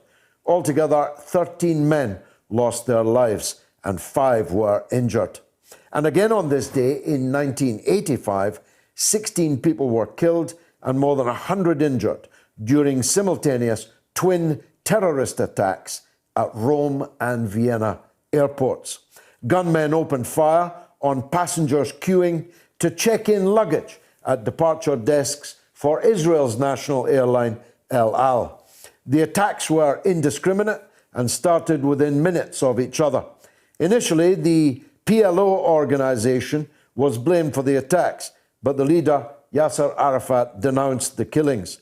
It is widely believed that the dissident, Abu Nidal, whose real name was Sabri al-Banna, masterminded the terrorist assault.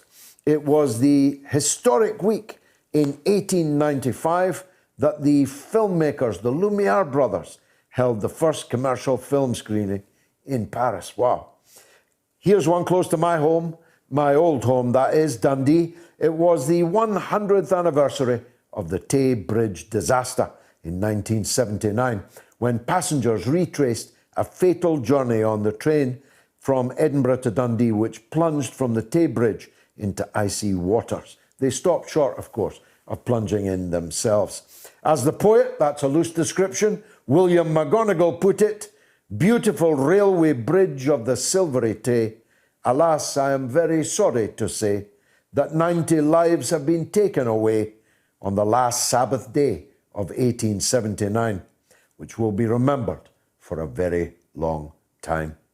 In 1986, Lord Stockton, the former Prime Minister Harold Macmillan, died peacefully, aged 92. He had many famous quotes about the winds of change blowing across Africa, and one which stands today in the age of instant internet experts. I have never found in a long experience of politics that criticism is ever inhibited by ignorance. In 2000, and I remember it well, freezing Britain ground to a halt. A blanket of snow descended on the country as Arctic conditions wreaked havoc on roads, rail, and air services. Sub-zero temperatures as low as -13 in parts of the Midlands, and freezing fog added to the misery for travellers, with visibility reduced to 100 metres in places. It is the first significant widespread snowfall in Britain for 7 years, with overnight temperatures falling to their lowest for more than 10 years. That's today. In 1922, the creation of the USSR was formally proclaimed in Moscow at the Bolshoi Theatre. And in 1958, thousands died in the bloodiest fighting in Cuba's history, as Fidel Castro's rebels were on the point of overthrowing the military regime of President Batista. A vicious house-to-house battle between rebel guerrillas and the Cuban mercenary army raged around the town of Santa Clara, the capital of the province of Las Villas. 2 days later, on New Year's Day in 1959, President Batista fled the country to the Dominican Republic, his government overthrown, his regime at an end. And in 1968, Frank Sinatra recorded My Way with lyrics that were written by Paul Anka and based on the French song Comme des Habitudes. It was the week in 1923 when the BBC first began using the Big Ben chime ID. And Boris Yeltsin resigned as Russian president in 1999 during this week, taking the country and the rest of the world by surprise. Yeltsin made the shock announcement live on Russian television and said Prime Minister Vladimir Putin would take over as acting president. 1/3 of the country was then living below the poverty line. Free healthcare was for most a distant memory, and the country's population was rapidly shrinking. Every one of those things fair turned around in the last 21 years. On the 1st of January in 1863, the Emancipation Proclamation was issued by Abraham Lincoln to free slaves in the U.S. Confederate States. It took some time to catch on. In 1955, a black woman was arrested by police in Montgomery, Alabama, after refusing to give up her seat on the bus to a white person. Rosa Parks went into history that day for breaking the segregation laws which said black Americans must vacate their seats if there are white passengers left standing. It was the beginning of the end, though, of official segregation. 5 days later, thousands of black citizens boycotted the buses in Alabama. To mark the day, Rosa Parks was due in court. She was fined $10, the equivalent of about $70 in 2003, plus $4 costs. Parks was sacked from her job and in 1957 left Montgomery for Detroit, Michigan, following harassment. She later became a special assistant to a Democratic congressman until her retirement in 1988. She died in October 2005, almost exactly 50 years after her famous bus boycott began. In 1958, the European Economic Community, better known as the European Common Market, began. It morphed into the European Union, which Britain has Brexited. Construction workers drilled through the final wall of rock in 1990 to join the two halves of the Channel Tunnel and link Britain to France. The momentous breakthrough linked the UK to Europe for the first time since the Ice Age, almost 8,000 years before. And in this week in 1954, it was the beginning of the end of Senator Joe McCarthy's reign of terror in the United States, in which he exploited the public's fear of communism, when the US Senate itself condemned him. And finally, in 1977, security police in South Africa were exonerated of any blame in the death of Black consciousness leader Steve Biko, who died in detention. The Chief Magistrate of Pretoria said he officially accepted the findings that the 30-year-old died of extensive brain injuries sustained during a scuffle with police. At the time, he said, Biko was being interrogated by 5 members of the security police who said he had gone berserk. Biko died in a cell. 22 years after his death, South Africa's Truth and Reconciliation Commission, set up to investigate political atrocities between 1960 and 94, denied amnesty to 4 former security policemen involved in his custody, as they did with a 5th officer in 1998. Well, that's it. 7 days that shaped the world we are in. Now, line 1, it's Switzerland. It's Daniela with an update on Julian Assange. Go ahead, Daniela. Good evening. Nice to hear from you. Go ahead. I'm really concerned about Julian Assange because his winter clothes are still not handed out to him. The temperatures in the night are going more about 0 degrees, and it's not normal because the clothes they were put to the prison, but they were brought to the prison. Sorry, but they're still not handed out. And why is that, Daniela? What's the law in that regard? Sorry? Yeah, what's the legal position on that? He's an untried prisoner in an extradition case. Winter clothes have been delivered for him, but not distributed to him. And thus, all the other dangers that face him in Belmarsh are now compounded by the deep freeze. Yes.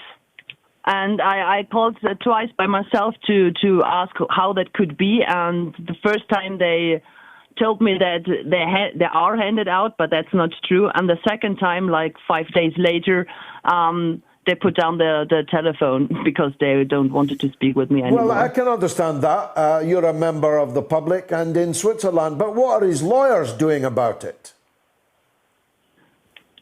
Who? His lawyers. I'm not sure about that. I don't have private contact with them.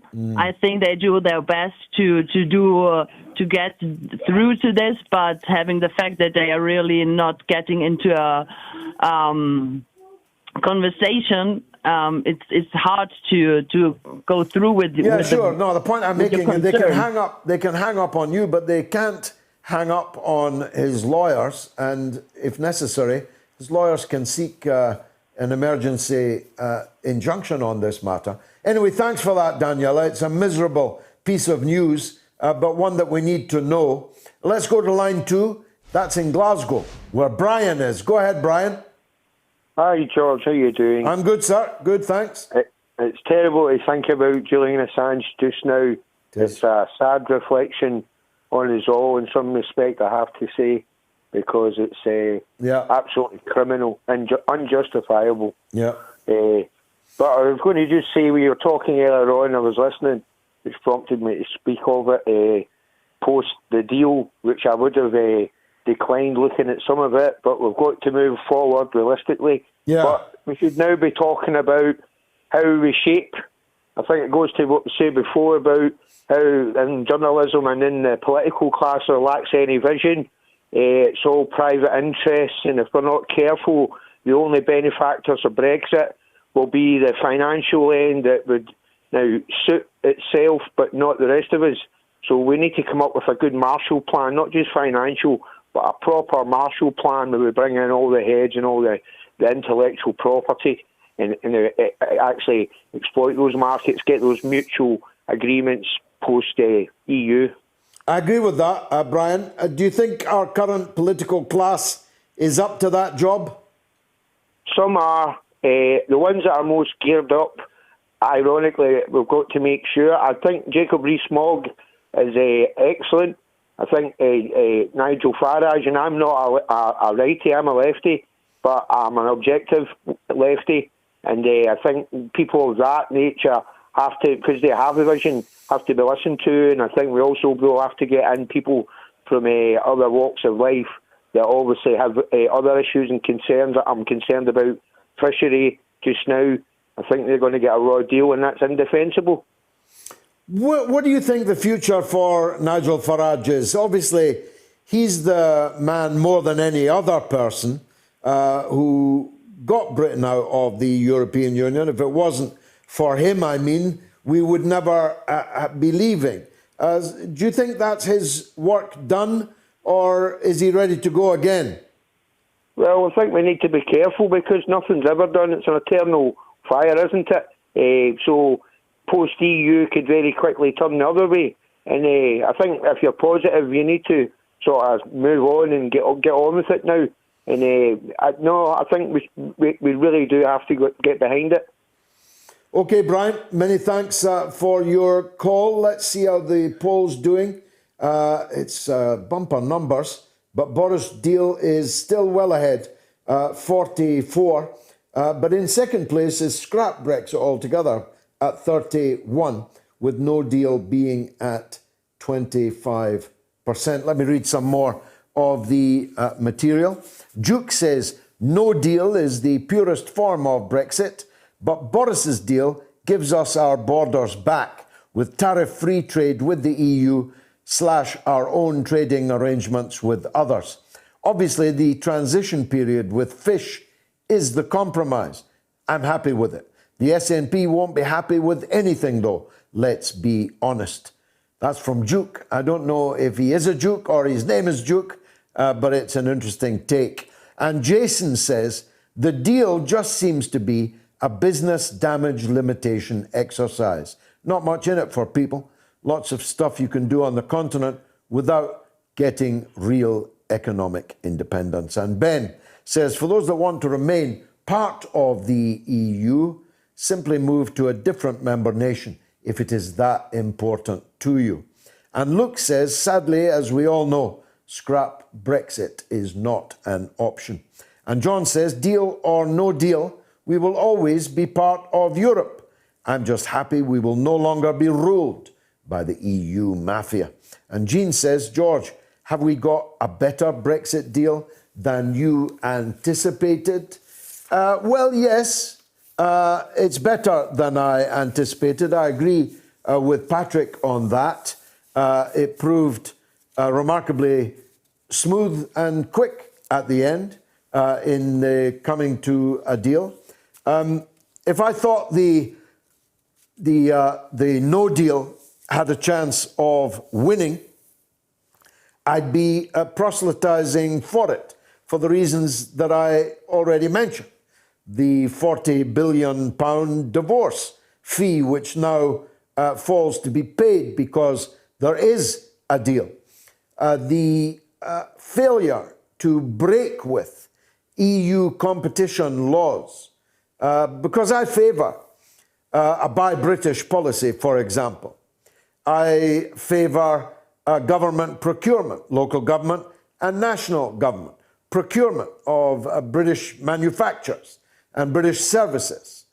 I favour state aid on a strategic basis to British industries that we literally need. It's a triumph of economics over accountancy, if you like.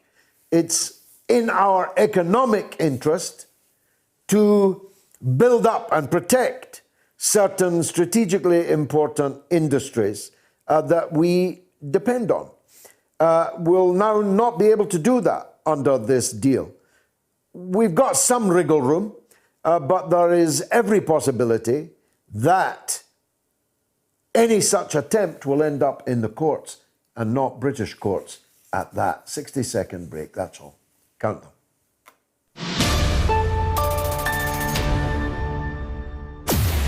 Tough questions are the most powerful weapon we have. As long as you have questions, we'll keep asking.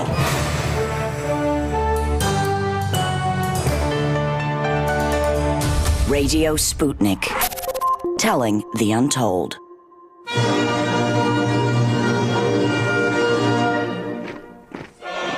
Comrade, tired of being trapped in mainstream media?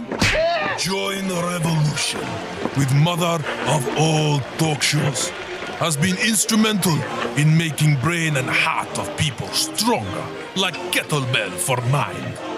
Don't be brainwashed, CC, an open mind to new way of thinking. If you don't know how, George will teach you. If you won't learn, he will make you. Speak to Comrade Galloway if you think you're hard enough on the mother of all talk shows. Radio Sputnik. The mother of all talk shows. With George Galloway. The world is our classroom, and you're welcome to sit in and join the seminar. Well, that poll will make interesting reading for the political class, because perhaps we should have asked it a different way. Would you be voting for a party that would now rejoin the European Union? Because you can't stop Brexit now. It happens ineluctably at the stroke of midnight on Hogmanay. But is there a market for a party which offers the rejoining of the European Union? Well, I suppose the SNP are about to find that out. Let's go to Minneapolis. And there's Michael on US politics. Go ahead, Michael. Hey, George, I hope you had a Merry Christmas. Yes, very nice indeed. Thank you very much. So I was following up on the theme of Richard Wolff talking about the political class being just comically out of touch in this country. Yes. And sort of the disastrous results of that. And so you kind of touched on it a little bit, so I won't belabor the point, but you had this sort of dog and pony show where the Democrats and the Republicans are negotiating, and Mitch McConnell's, saying he doesn't want to give out money like he always does. And they come to this ridiculous, stimulus. I'm making air quotes in my in my own space. Yes. Of $600, and I'll tell you, I have seen, George, this has resonated in a way that I haven't seen. I have friends who don't think about politics at all, who don't like you to bring up politics. They don't want to hear about it. And the number one meme going around my social media in these last several days is a picture of Marie Antoinette. And it says, instead of saying "let them eat cake," it says "let them have $600." Yeah. It's insulting beyond words to the point of being comical. Well, exactly, and everyone is aware of it. People I know who have no political awareness at all, who don't even vote, are fed up and pissed about it. And so then you've got this farce. And so Trump, as Richard Wolff said, was in on the negotiations. He knew what was coming, and he comes out after to try to make a faux populist plea and say, "Oh, we want to give him $2,000," which is great. But of course, he hasn't. He's had since March to advocate for that, and he'll make noises for it once in a while. But he's not really saying that. But then the Democratic response to that is almost even more comical. You had, senators like Chris Murphy and Liz Warren, and even my own senator and also former Democratic presidential candidate Amy Klobuchar literally went on to Rachel Maddow this week and said that Donald Trump suggesting $2,000 stimulus payments is an attack on the American people. Because, and of course, the point they're trying to make is saying, oh, well, the people need the money now. And what they don't realize is the American people, $600 isn't going to do anything for anybody. It's not paying anybody's rent. It's not paying anybody's bills. It's not helping anyone who's been out of work since, March or July or August or whenever they got laid off respectively. And I think the absolute, the topper of this whole thing is the Wall Street Journal, which is not exactly known for being in touch with reality at the best of times, posted an editorial this week by former Texas Republican Senator Phil Gramm. And the title of the editorial, I'm not kidding, George, I'm not making this up, is "In Defense of Ebenezer Scrooge." And it's an op-ed arguing that Ebenezer Scrooge was actually a great guy because cutthroat capitalism in reality lifted people out of poverty. And if you're defending Ebenezer Scrooge, then you're especially at Christmas time. Around the bend. Trump them. That's the long and the short of it. Michael, thanks as always for a wonderful call. Let's go back to London. Josh is in London. Go ahead, Josh. You all right, George? Merry Good, thank Christmas. you. Thanks. And to you, mate. And to you. Yeah, I was just going to say, George, I mean, basically, the SNP being so seemingly keen to rejoin the EU, I think they might have found another weaponization, and that is universal basic income, because I know that, countries in the EU, I'm pretty sure Finland has it. It's one of those Scandinavian countries. I'm pretty sure it's Finland. I think they've got a trial. I don't think the whole country has it. I don't think so. No. I'm not saying it's an EU fixture or anything, because I know that Switzerland, I think, voted it in, did they?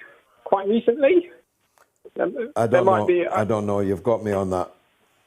Okay, well, anyway, my point is, George, that basically they, in theory, are in support of universal basic income.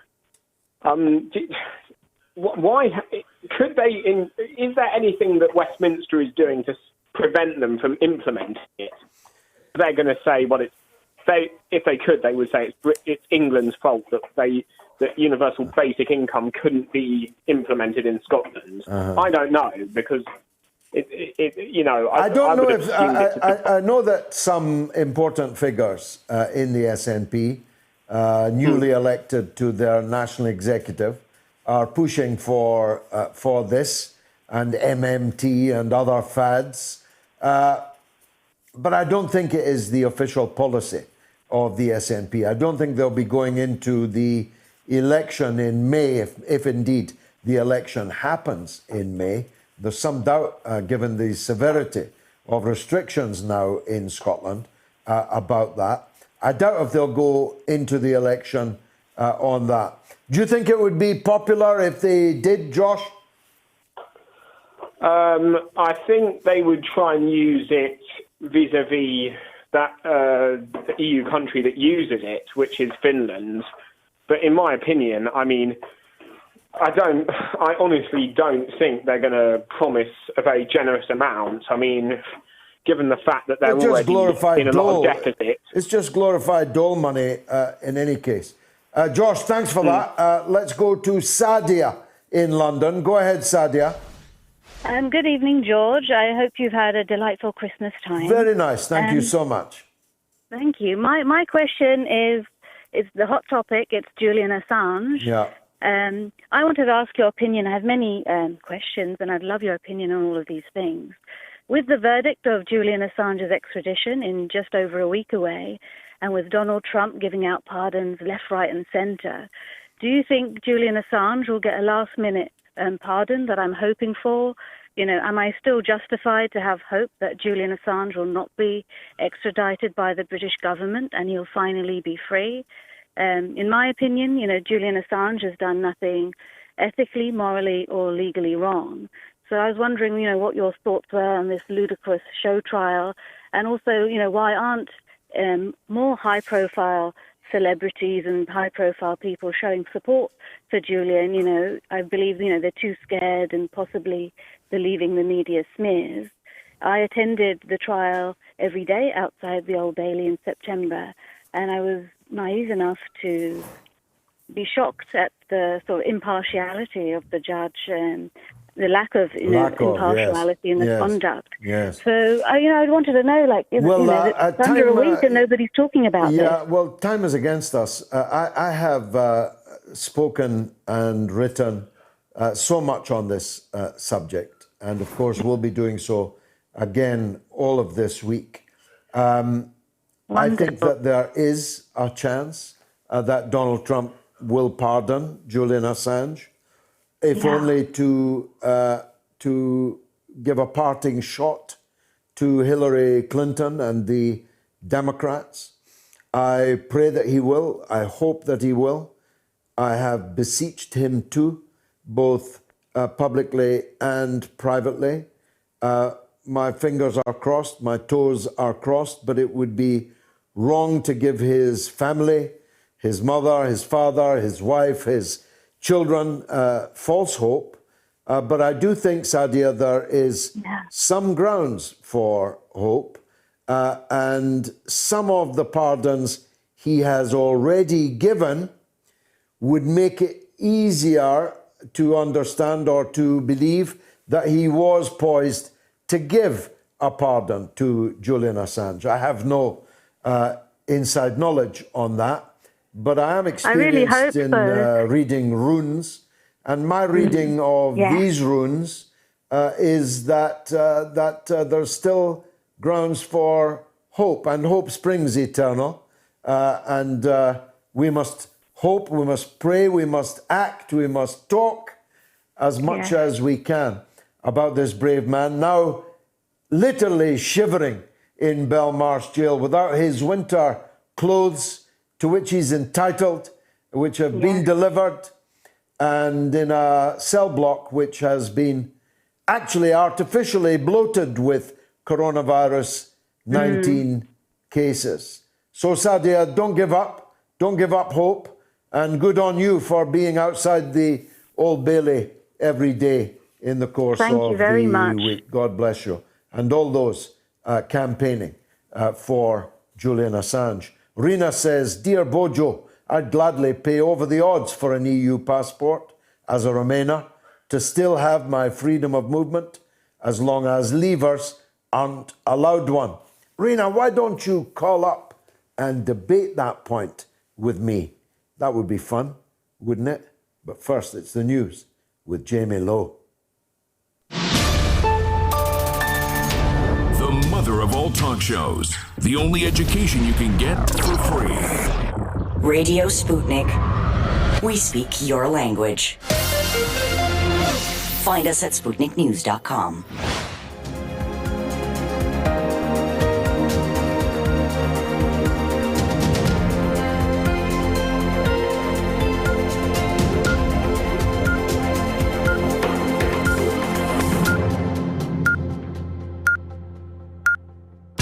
Radio Sputnik News.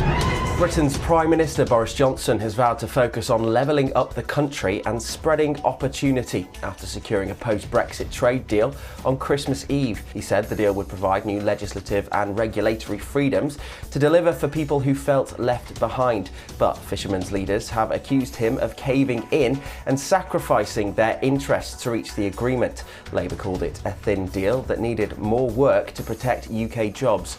The agreement was reached after months of fraught talks on issues including fishing rights and business rules. MPs will vote on the deal in Parliament on December the 30th. Scrutiny of the treaty began in earnest yesterday morning when the 1,246-page document was officially published, with Conservative Eurosceptics among those promising to pore over the details. Johnson admitted that the deal perhaps does not go as far as we would like on financial services. From the end of the transition period on the 31st of December, financial firms including banks and insurers will not be granted automatic access to EU markets. They will have to be deemed by Brussels to be governed by rules as robust as within the bloc. Gusts of more than 100 miles per hour have been recorded as Storm Bella continues to bring heavy rain and high winds to large parts of the UK. The Needles on the Isle of Wight saw gusts that reached 106 miles per hour. The Met Office has issued yellow weather warnings for snow and ice, meaning disruption is likely for parts of Wales, northwest England, Scotland and the whole of Northern Ireland. A series of avalanches in Iran have killed at least 10 climbers, according to state television. 7 others are missing. Rescue teams were reported to be searching for the missing people after the avalanches struck 4 different areas in the mountainous region north of the capital Tehran on Christmas Day. Emergency crews were using helicopters to search for those missing and injured. Strong winds and snowfall led to what were rare avalanches in the Alborz mountain range, which is popular for hiking and climbing. The range, which towers over the capital city, is popular with climbers and skiers, but in the past few days has seen treacherous weather. The European Union is launching a coordinated vaccine rollout to fight COVID-19 in what the bloc's top official says is a touching moment of unity. European Commission President Ursula von der Leyen said on Saturday the Pfizer-BioNTech vaccine had been delivered to all 27 member states. Some countries started administering the jabs on Saturday, saying that they were not prepared to wait another day. The aim is for all adults to be vaccinated by the end of 2021. Some countries have called on doctors and nurses to come back from retirement to help with the vaccination effort, while some have trained people from other occupations to assist. The EU nations have recorded at least 16 million coronavirus infections and more than 336,000 deaths, although real numbers are likely to be higher due to limited testing, particularly early on in the pandemic. Millions of Americans have temporarily lost their unemployment benefits after President Donald Trump failed to sign the COVID relief bill into law. US President-elect Joe Biden had warned of devastating consequences if Trump continued to delay the signing, but the Saturday deadline has now passed. Unemployment benefits and a ban on evictions will be affected. The package, worth $900 billion, was approved by Congress after months of difficult negotiations and compromises. The bill includes a payment of $600 to Americans earning less than $75,000 a year. However, Trump says he wants Americans to receive $2,000, but Republicans in Congress refuse to agree the change. In a tweet late on Saturday evening local time, Trump again defended his position on the issue, blaming China for the coronavirus outbreak. An estimated 12 million Americans who've been laid off are set to receive their final unemployment payment for the week ending this weekend. This apparently has not harmed Trump's popularity with his electoral base, though. A new Gallup poll found that 87% of self-identified Republican voters approve of Trump's job performance. Trump's election loss should, in theory, lead to a power vacuum in the Republican ranks. The last person to win a major party nomination after losing a presidential election was Richard Nixon in 1966, and the last president to do it was Grover Cleveland in 1982. The data confirms that Trump is in a uniquely strong position to maintain his control over the party, and he remains the frontrunner for the 2024 Republican nomination for president. People suffering from long COVID are reporting a strong smell of fish, sulphur, and a sweet, sickly odour as further symptoms of the virus emerge. Long COVID is a term to describe the effects of coronavirus that continue for weeks or months beyond the initial illness. The unusual side effect is known as parosmia, meaning a distortion of smell, and may be disproportionately affecting young people and healthcare workers. Ear, nose and throat surgeon Professor Nirmal Kumar said the symptom was very strange and very unique. And finally, archaeologists in Pompeii, the city buried in a volcanic eruption in 79 AD, have made the extraordinary find of a frescoed hot food and drink shop that served up the ancient equivalent of fast food to passers-by. Known as a termopolium, Latin for hot drinks counter, the shop was discovered in the Archaeological Park's Reggio V site, which is not yet open to the public, and unveiled on Saturday. Traces of nearly 2,000-year-old food were found in some of the deep terracotta jars containing hot food, which the shopkeeper lowered into a counter with circular holes. The front of the counter was decorated with brightly coloured frescoes, some depicting animals that were part of the ingredients in the food sold, such as chicken and 2 ducks hanging upside down. Archaeologists also found a decorated bronze drinking bowl known as a patera, ceramic jars used for cooking stews and soups, wine flasks and amphora. Pompeii, 23 kilometres southeast of Naples, was home to about 13,000 people when it was buried under ash, pumice, pebbles and dust as it endured the force of an eruption equivalent to many atomic bombs. And that's the latest here on Sputnik News. I'm Jamie Lowe.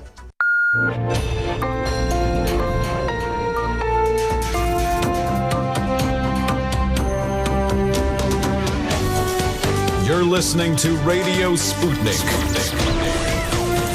Telling the untold.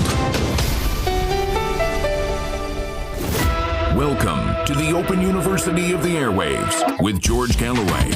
Only on Sputnik Radio.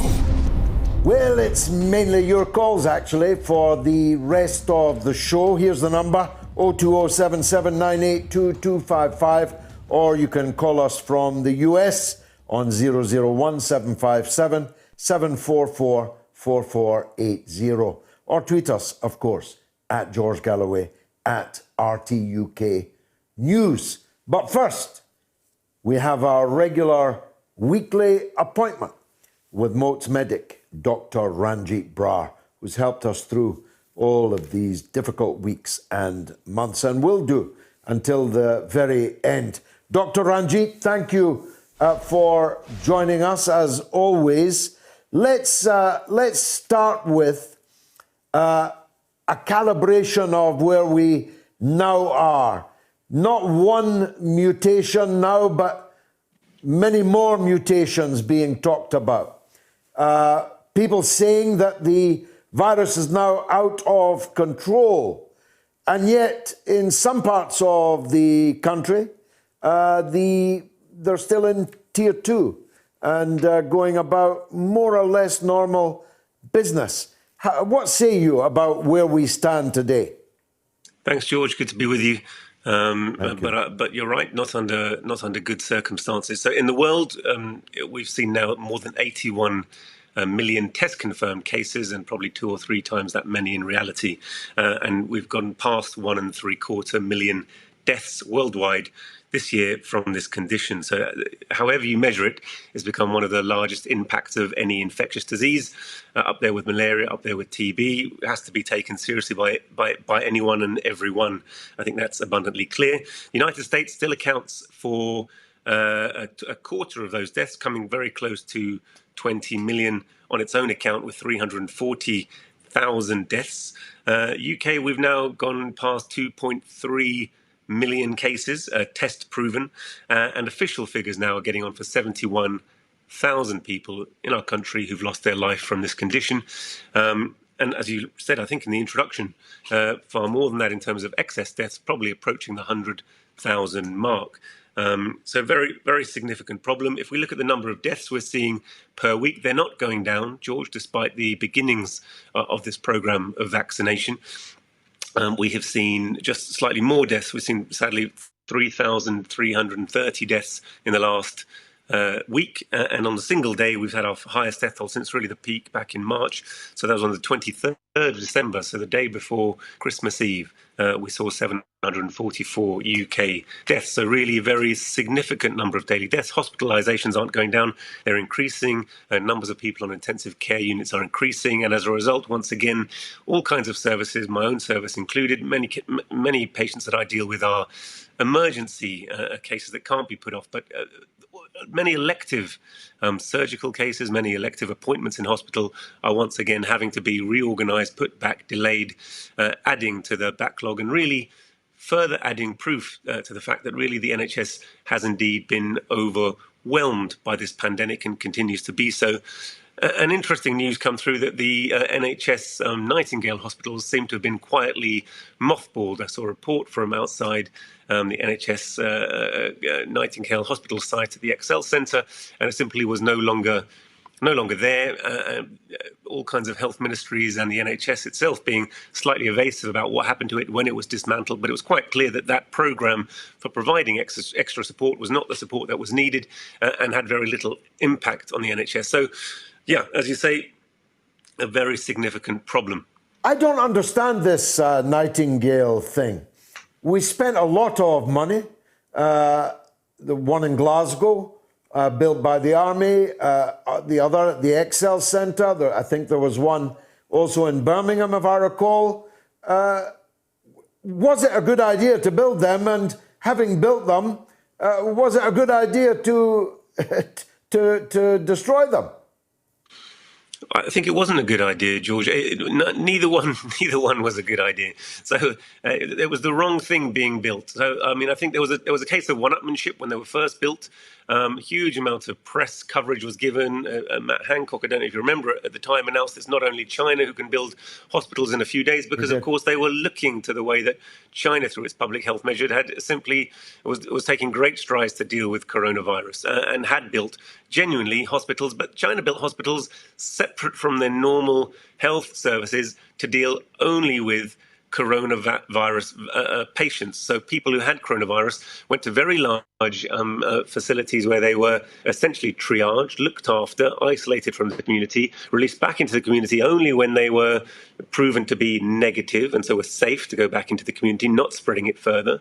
And those who were unwell were then sent on to these very large newly built hospitals where they were cared for by intensive care teams who were drawn from all over the country. Hundreds and thousands of healthcare volunteers came from other regions to staff those hospitals. The problem we had with our Nightingale hospitals is they were envisaged to be ITU hospitals, but there were no ITU staff to run them. And therefore, people were in a high-profile way put on some kind of rota and secondment, but they very quickly fell apart because they never had sufficient nurses, sufficient doctors to staff them. And actually, they found it was better under the circumstances that we have prevailing in the NHS.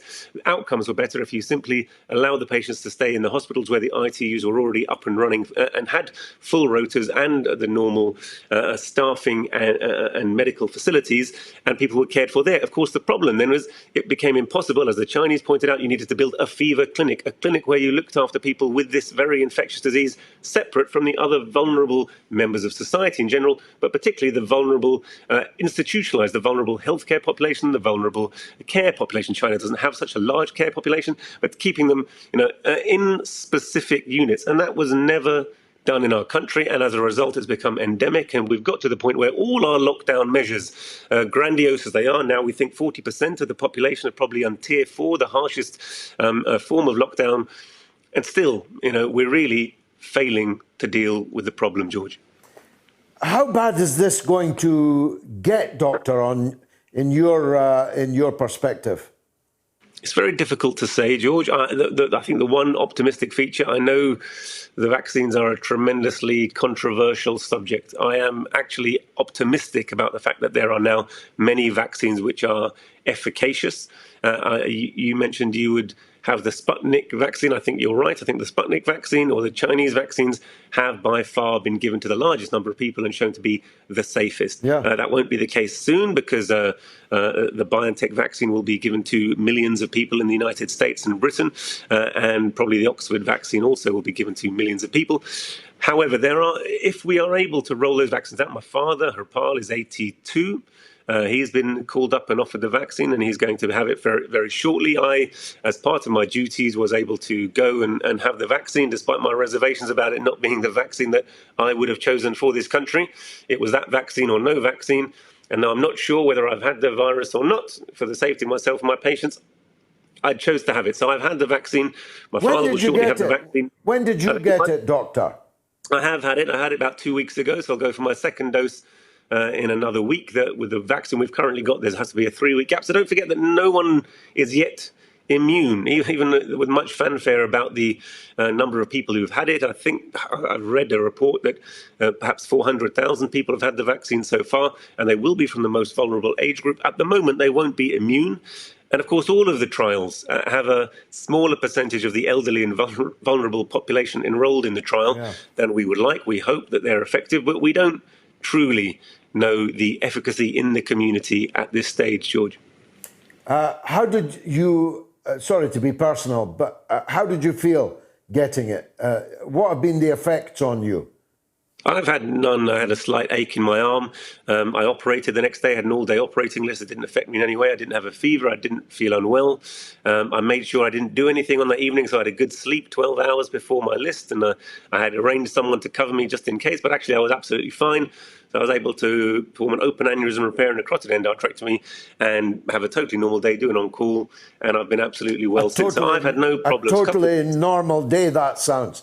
That's a normal Here's day. a call, Doctor, from the Bahamas. How could we resist? It's from Mike, who has a question for the doctor. Mike, you're welcome. Hi, how are you? Good, thank you. Go ahead. I have a question on how an mRNA vaccine works. You have the messenger RNA. Is it encapsulated in some type of protein coat like a regular virus would have to inject the mRNA into the host cell? I don't think a cell is just going to take up loose RNA. How does it actually get in? Every time I'm reading something about how the vaccine works, it says the mRNA is taken up by the host cell, but exactly how is it? Doctor? Yeah, I think that's a good question. So basically all cells have a phospholipid bilayer, so a sandwich. So they're hydrophobic in the center of that layer, hydrophilic, and the exterior and the interior, and that allows a semi-permeable membrane which regulates the intracellular environment. So you're right, things aren't just automatically taken up. The main part of the technology is not just the production of the RNA, but both companies, the Moderna and the American company who have produced it, have essentially produced their own lipid bilayer, which allows it to fuse with the cellular membrane of the cell. So essentially a bit like phagocytosis, if you like. So that the lipid bilayer itself is able to fuse with the cellular layer, allowing the RNA to enter the cell. It has proven to be effective. It does go into the muscle cells. The muscle cells do act essentially as antigen-presenting cells and then interact with the immune system in the normal way via the major histocompatibility complex. So they have been shown to work at that level and are able to penetrate the cell given the coating that they've had. And it's that coating which has been described as nanobots or nanotechnology. It's because it's molecular, right? So it's a molecular level manipulation of a chemical in order to allow it to act a bit like the membrane of a normal cell and enter in that way. Does that answer your question? Yes, another question is, once the host cell is producing the antigen and the host is producing the antibody, what will prevent something like an autoimmune response? Wouldn't the antibody be attacking the cell that's producing the antigen? It's a good question. So, I mean, if the antigen is a viral particle rather than a part of the normal human genome, so you're producing antibodies not against yourself. It's not a self antigen. It's a foreign antigen by definition. It's a part of the receptor on the spike protein of the viral particle. So it's not an autoimmune system. It's an immune reaction to the virus or a part of the virus itself, just as any other vaccination that works in that way. Thank you, Mike, for that. The legend that is Norma in Bristol has a call for the doctor. She has had the vaccine also. Norma, welcome. Norma? Calling Norma.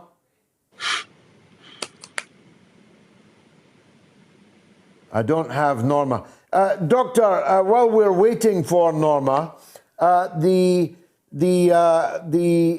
Nightingale centres are not all mothballed. The one in Glasgow is taking pressure off the NHS, it's said. What's the difference between this fever clinic that you advocate and what these Nightingale hospitals were? So Nightingale hospitals were envisaged as simple, principally, though not exclusively, intensive care overflow. So you're taking patients who have COVID, and once the ventilators are all full within our own hospitals, and remember at the beginning of the pandemic, we had just 4,000 ventilated beds, so ITU beds in the whole country of 66 million.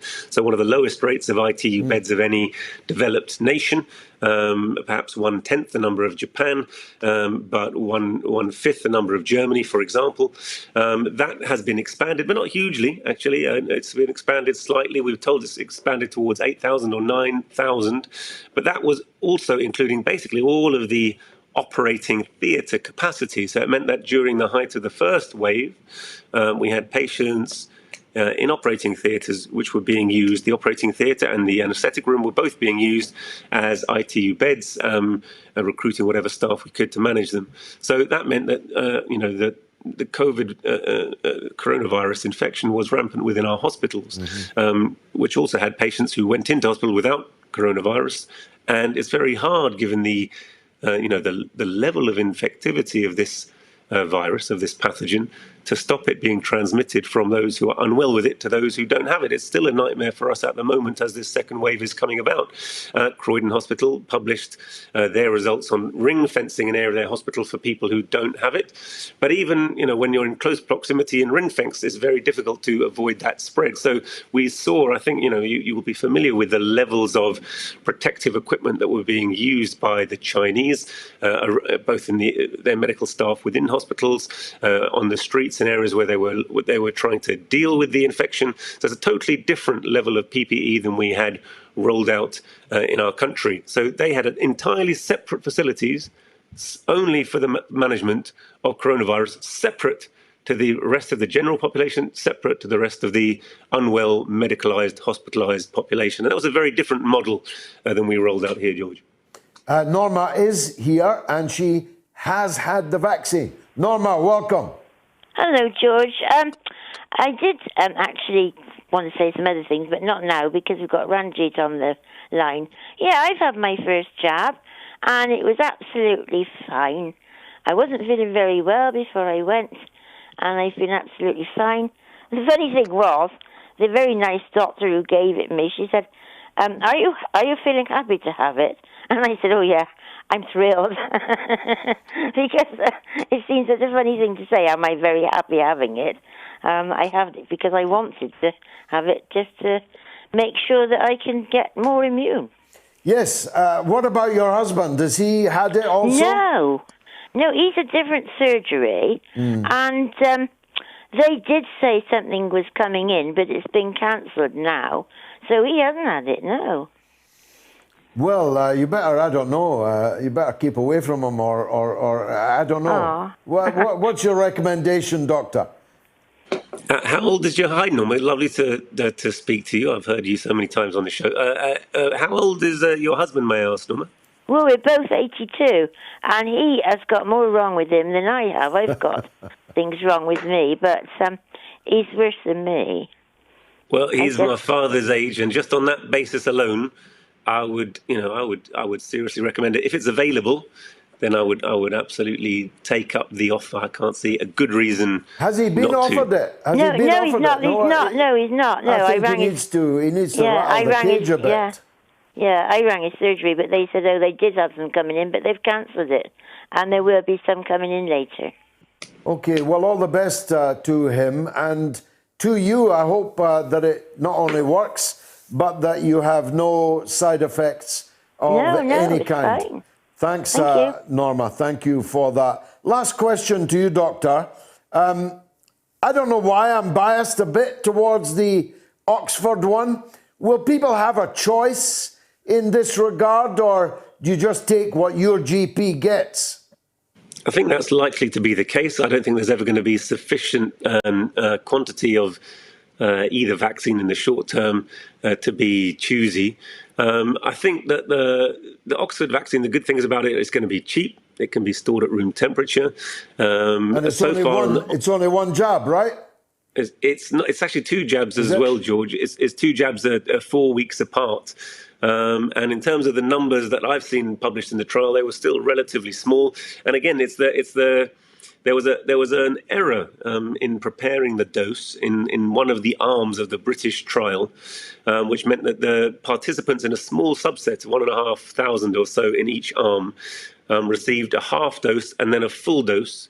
And they found that actually, contrary to their expectations on analysis, was much more effective than the normal vaccine. The normal vaccine had around a 60% efficacy, but in the non-planned half dose then full dose regime, which is a small subset of their trial, only 3,000 patients involved in that, it had a higher efficacy, closer to 90%. So I'm not absolutely sure which dose they'll be rolling out.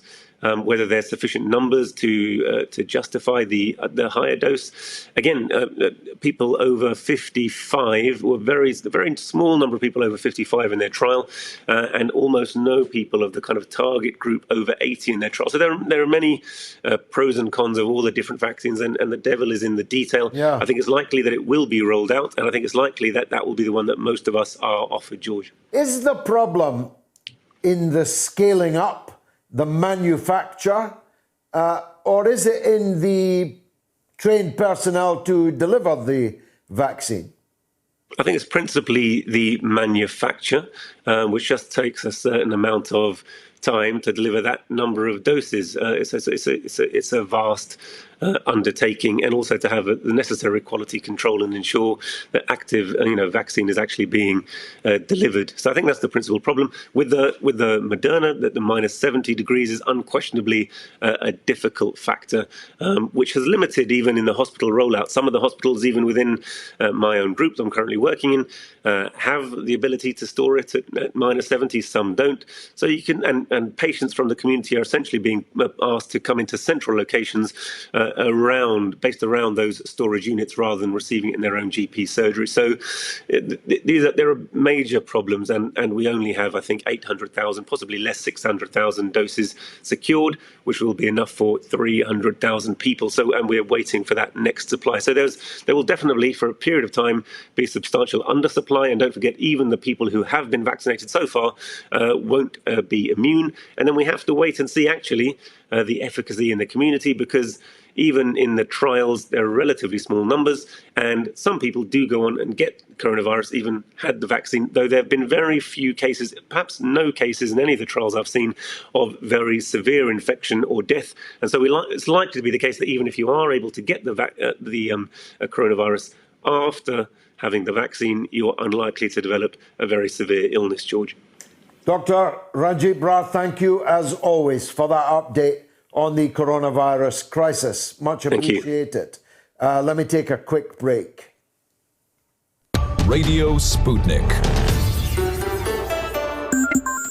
In a media landscape filled with so-called journalists acting as stenographers for their billionaire bosses, there is a desperate need for news, analysis, and perspectives that buck the status quo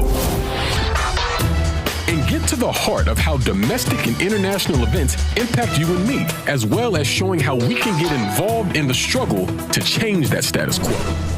Check out By Any Means Necessary on Radio Sputnik, Monday through Friday from 2 to 4 p.m. Eastern, to hear the stories and voices that mainstream media refuses to tell you. And join us as we connect the political, social, and economic movements shaping the world around us. That's By Any Means Necessary, Monday through Friday at 2 to 4 p.m. Eastern, right here on Radio Sputnik.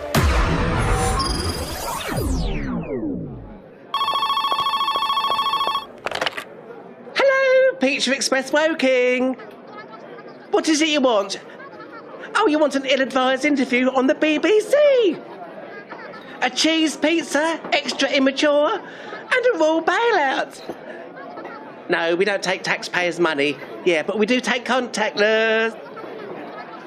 Would you like a receipt for that, Mr. Prince?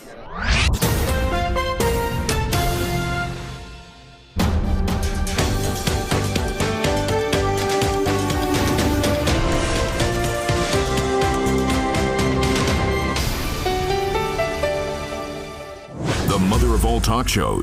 Join our faculty of legends, contributors, and callers. Everyone is welcome. What is your New Year's resolution? That's the second poll. A, lose weight, 79% of you. B, stop smoking or drinking, 13%. C, trust the government, 8%. Who are these 8%?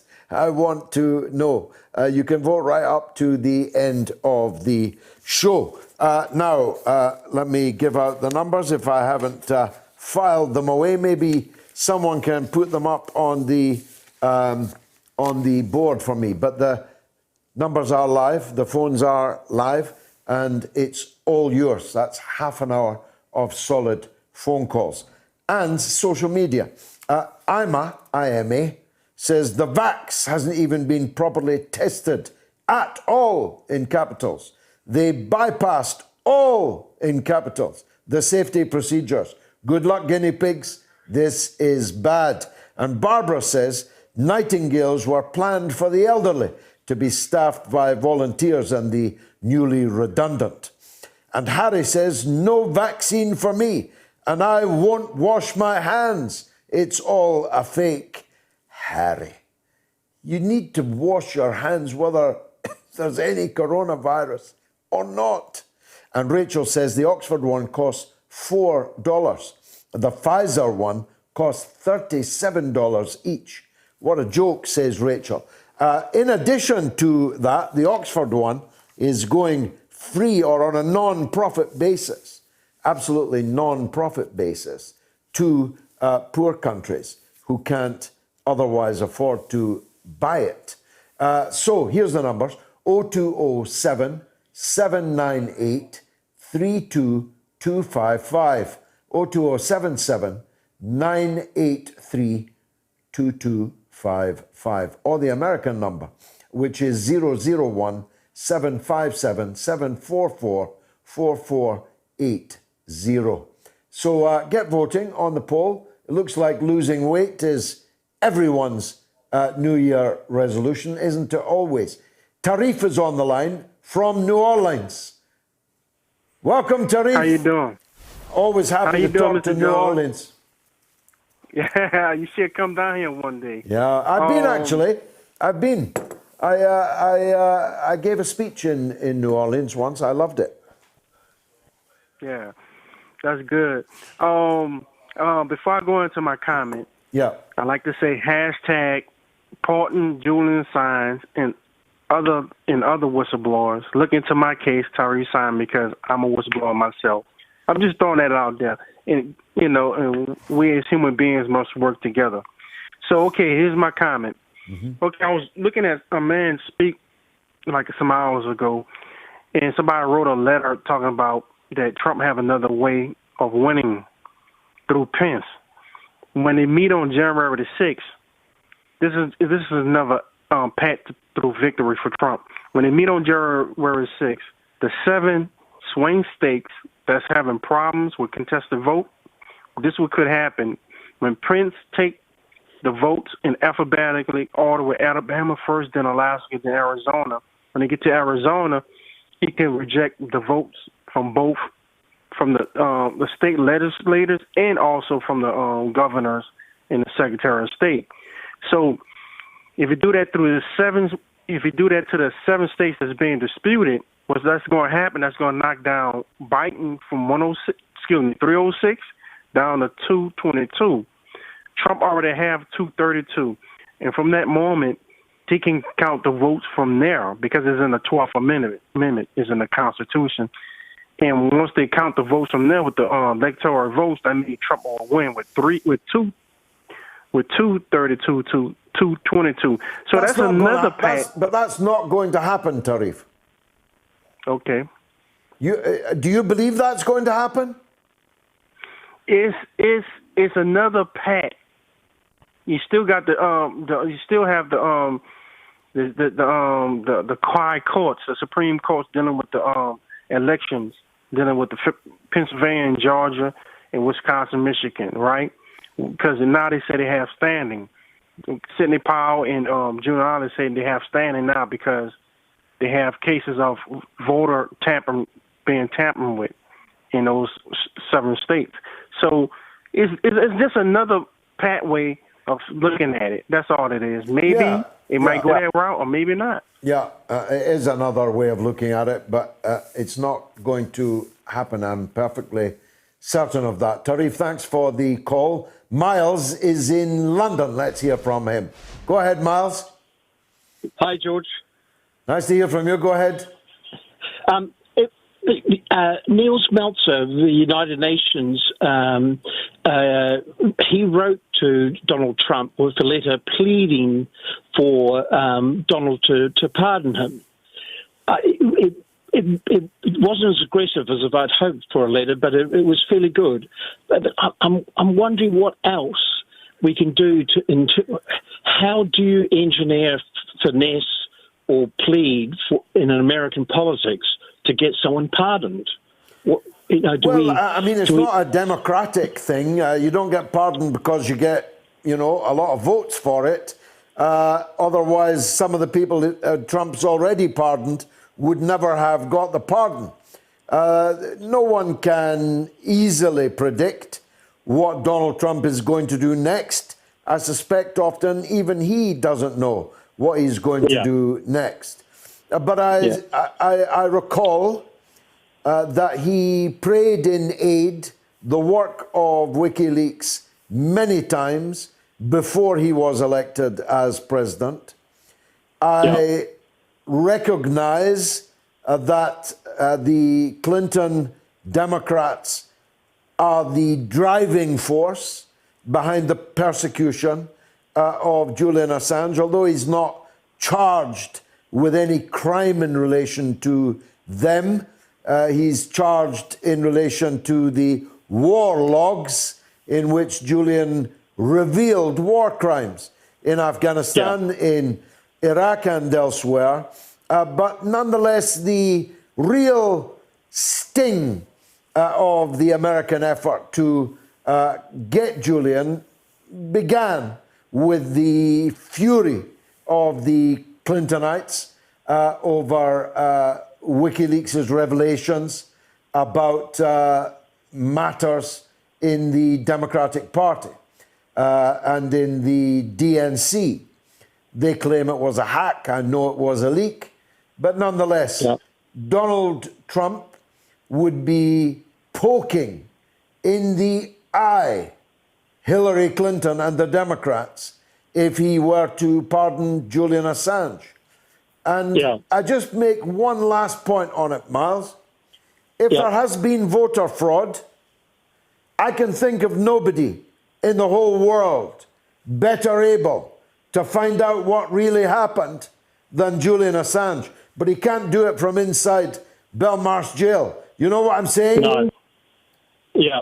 George, can we have a show next Sunday purely on Julian Assange? We can't have it purely on Julian, but we will be prioritising Julian Assange in our show next Sunday, because of course the court weighs in. It's only the lower court. There'll be further courts, but it's an important court. It's an important week in the case of Julian Assange. Miles, thanks for your call. Thomas is in Northampton. Thomas, most welcome, my friend. Thank you. It's a privilege to be on your show. Thank you, sir. One of the chords in my voice box is paralyzed. So you'll have to forgive me. You're already forgiven. Take your time. Don't feel under any pressure. Go ahead. Okay. I wanted to talk about traveling during COVID. Mm-hmm. I mean, I think all these lockdowns and, the various tiers. Yeah, should be abolished, and people should be given the choice. Personally, I would choose to stay at home, but if I did travel from Northampton to visit my mother in Aberdeen, and if I was stopped by a police officer and I refused to pay any penalty or fine, then in court I would simply invoke Magna Carta, which, in my opinion, is far more significant than any statutory instrument or, the whim of any politician, minister, or prime minister. And Article 42 of the Magna Carta. Well, that's a very, very, very powerful call, Thomas. The Scottish police, I don't know about police officers elsewhere, are stopping people.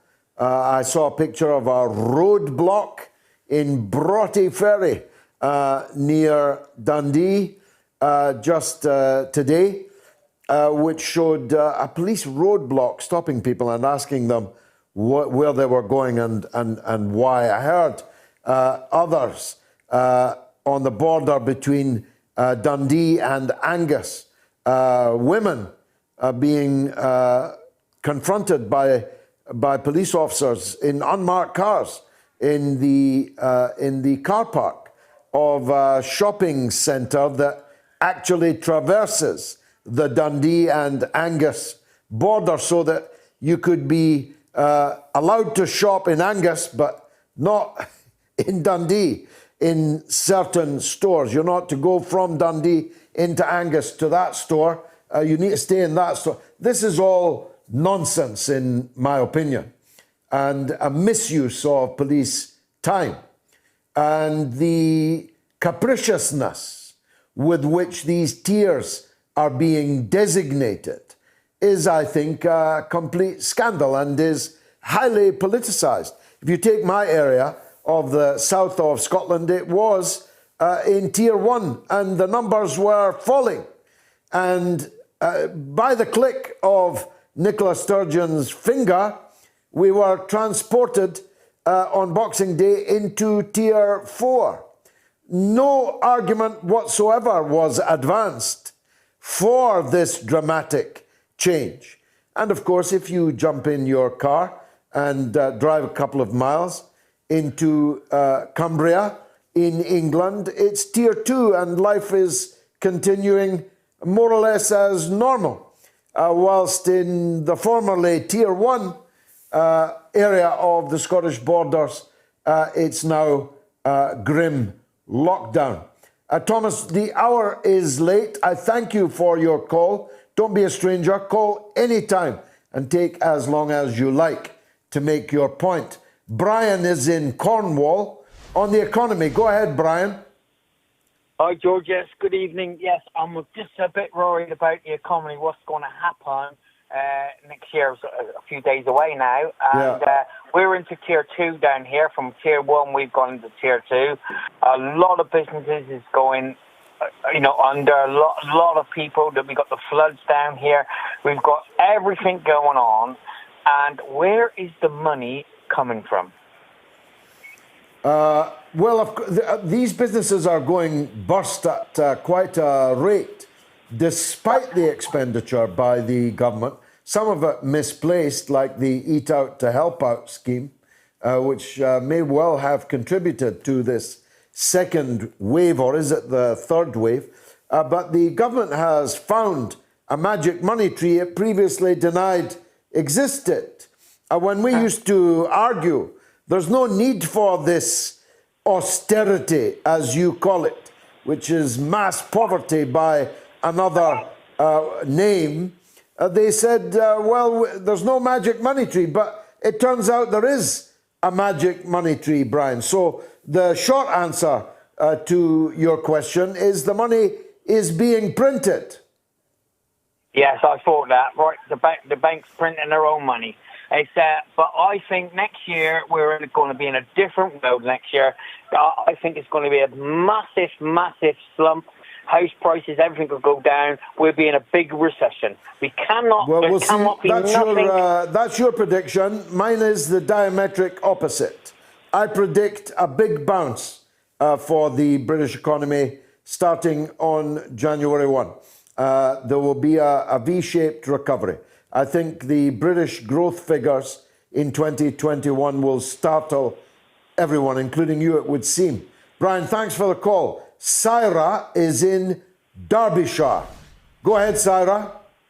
Good evening, George. Thank you for having me on the show. It's so wonderful to have so many women callers. I can't tell you how happy I am. Go ahead. Oh, bless you, bless you. Well, I'm ringing just to let you know that I will be having a coronavirus test on Saturday because on the 5th of January, I'm due to have minor surgery. And the hospital in Chesterfield, in Derbyshire, they've been absolutely wonderful. And I just want to say, to praise our NHS. They've been so kind to me, so supportive, treated me with respect, kept me up to date, explained everything to me. And my praises and thanks for the NHS. I think right across the land, there will be a hear to that, Syra. Across the United States, though, there'll be some bemusement that only a handful of American elected officials are ready even to demand a health system, even remotely like ours. We are so blessed to have this. And I do feel for the American people. They have to pay for things that we take for granted. For example, going for tests, things at the doctors. My own doctors have been wonderful. We are blessed, Syra, but we got it because we fought for it. We got it because we voted for it. And these things are not apples that fall from the tree. Neither, once you've got them, can you rest on your laurels. You have to defend what you have, because there's always robbers coming your way, looking to take them away. Well, look, God bless you at the weekend. I hope the minor surgery goes very well indeed. And don't forget to call us and let us know how it all went. Thank you, Syra. Hopefully I'll try and get through to you next week and talk about my experience of having a coronavirus test. I've had one. Look, I've had one. It's ticklish. It makes you want to sneeze. but it's really nothing, Sarah. You'll go through it. You'll sail through it with flying colours. Believe me. Oh, thank goodness. I always make a joke to the nurses. I say, I'm only here to eat the chocolate cake at the cafe. That's what I'm here for. I make a joke of it because that's my coping strategy with what that I'm facing. So thank you very much for having me on this show. No, God bless you, and I hope it all goes well. Don't forget to let us know. Thanks for the call, Sarah. Ian is in Hounslow in London. Go ahead, Ian. Hello, George. Hi. Well, I'm afraid some of the callers are sort of taking the wind out of my sails. We've had 3 ladies phone in. Actually, that's 3 more than last week. Exactly, because I was just following on from what Norma said last week. It really resonated with me. Yeah. And the explanation is, I've been reading up on it, is that ordinary working class blue-collar women are sort of have been elbowed out of politics by the screaming graduate white middle-class harpies like Polly Toynbee and that kind of class, and they don't get a look in. And if they say anything, they're rather dismissed. Can you imagine a lady bus driver or an ambulance driver or a lady in a care home coming up and saying something and then being attacked for perhaps sticking up for her husband or combating misandry? I rather think this sort of explains the lack of political engagement by women at large. Well, of course, you may be right, and that has a certain ring of truth. But I've always been conscious of the fact that there were far fewer women callers than one would want. Admittedly, when I began this show, it was on a radio station called Talk Sport, which was an overwhelmingly masculine radio station, less so now, actually, and with many fine women presenters on it now. And I think that may have its effect on callers. And then a long period, I realised that whilst women callers were not unknown, they were very rare, like hen's teeth. And I had a discussion with my friends last week after Norma had pointed out that there were none but her. And we did come up actually thinking with some stratagem, and then you wait for ages for a woman caller and 3 come along at once. Thanks, Ian, for your theory. Jalal is in Manchester on Brexit. Go ahead, Jalal. Hello there, George. Merry Christmas. Merry Christmas, brother. While we were in part of the Union, we weren't allowed to tax the tech companies because they were all based in Ireland. So now that we're out of Europe, will we be able to tax the tech companies accordingly? I don't know the specific answer to that. I hope that is true. It is an outrage that these big tech companies that are making so much money are paying so little tax. I have the old-fashioned view that money that is made here should be taxed here, wherever the domicile, the brass plate of that company is, whether in Ireland or in Luxembourg. But let me take this opportunity to, as it were, digress, although on the same theme. One of the USPs, of the unique selling points of the new Britain that I have in mind and will campaign for is that Britain should become the freedom of speech capital of the world. We ought to be the only place in the world, or we would be if we did it, be the only place in the world where Big Brother wasn't watching you, where nobody was telling you what you could say, where people could be trusted to switch off, change channels, go to another site, no longer listen to that person or this person. I think we should seize the opportunity to make our island the free speech capital of the world. And if big tech doesn't like it, we should start our own tech. After all, it's not rocket science. Facebook's just a blackboard on which you chalk things. Jalal, last word to you. That would never happen, George, because as long as we're using the internet, social media, we're going to be listened to, our information is going to be stored, whether we agree to it or not. When we decline cookies and so forth while we're searching, downloading an app or anything, we're still going to be listened to, even whether we like it or not, George. Unfortunately, that's the way what's wrong with demanding it? Well, demanding it is one thing, but tech companies now are too big to control. Yeah, but why do we need these big tech companies? That's my point. Why don't we start our own? Why don't we have a British Facebook? Why don't we have a British Twitter? If that was the case, George, it would have happened many years ago. No, it's because we allow the market to dictate these things. I'm saying the state and the people should have a policy for these things, whether the market likes it or not. And our USP is, come on to our Twitter. We will not censor you.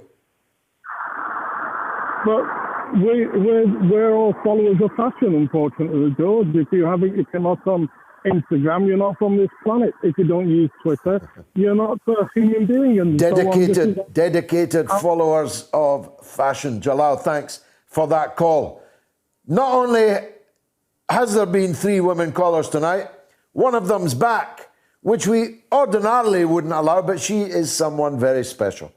It's Norma in Bristol, back with 3 points and a Christmas message. Go ahead, Norma. I do feel a bit privileged, George. You are, but you deserve it. A bit, I don't know. But anyway, it was only about Christmas being a sort of lightweight. Well, one isn't lightweight, but we did have a nice Christmas, and we were on our own, and our family exchanged gifts on the outside with us, and it was very nice. But on Boxing Day, a very close relative of mine phoned me up to see how my Christmas was, and I wanted to know how theirs was. And peace and light was broken because we disagreed on big political points. We disagreed on China, Assange, Israel, Palestine, Jeremy Corbyn. I mean, it was shocking. But at the end of it, although it was disturbing, we did say we must agree to disagree. But I was so surprised, So it's not all peace. Well, blood is thicker than water, Norma, but at the same time, you can't pick your relatives. Well, no, but this one I have a lot of respect for, and this person is probably more intelligent than me, so it's very difficult. But I was a little bit shocked at the responses. Well, you see, maybe you needed to enroll her in the mother of all talk shows in the Open University of the Airwaves. She thinks Twitter is a lot of rubbish, which really made me very cross. Because well, I mean, sometimes it's a lot of rubbish, but I'll tell you this, Norma. If I had £1 for everybody that said they used to hate me, they used to disagree with me, they never thought they'd agree with me, but like him or loathe him, he's right about that. If I had £1 for all those people, I'd be a very rich man indeed, Norma. So I urge you to nudge your relative towards the mother of all talk shows. She can listen to it anytime. She can listen to it live on a Sunday, or she can listen to it on catch-up anytime in the week. She can listen to it in bite-sized chunks. You can email her the little clips, because I think the more we talk, the more we hear, the more we listen, the more we learn. And we discover that people and things that we never thought of before all that highly turn out to be right. Me, if I was writing my autobiography, its title would be, I Was Right About Everything. And so I was, at least in public life, if not in private. Norma, last point.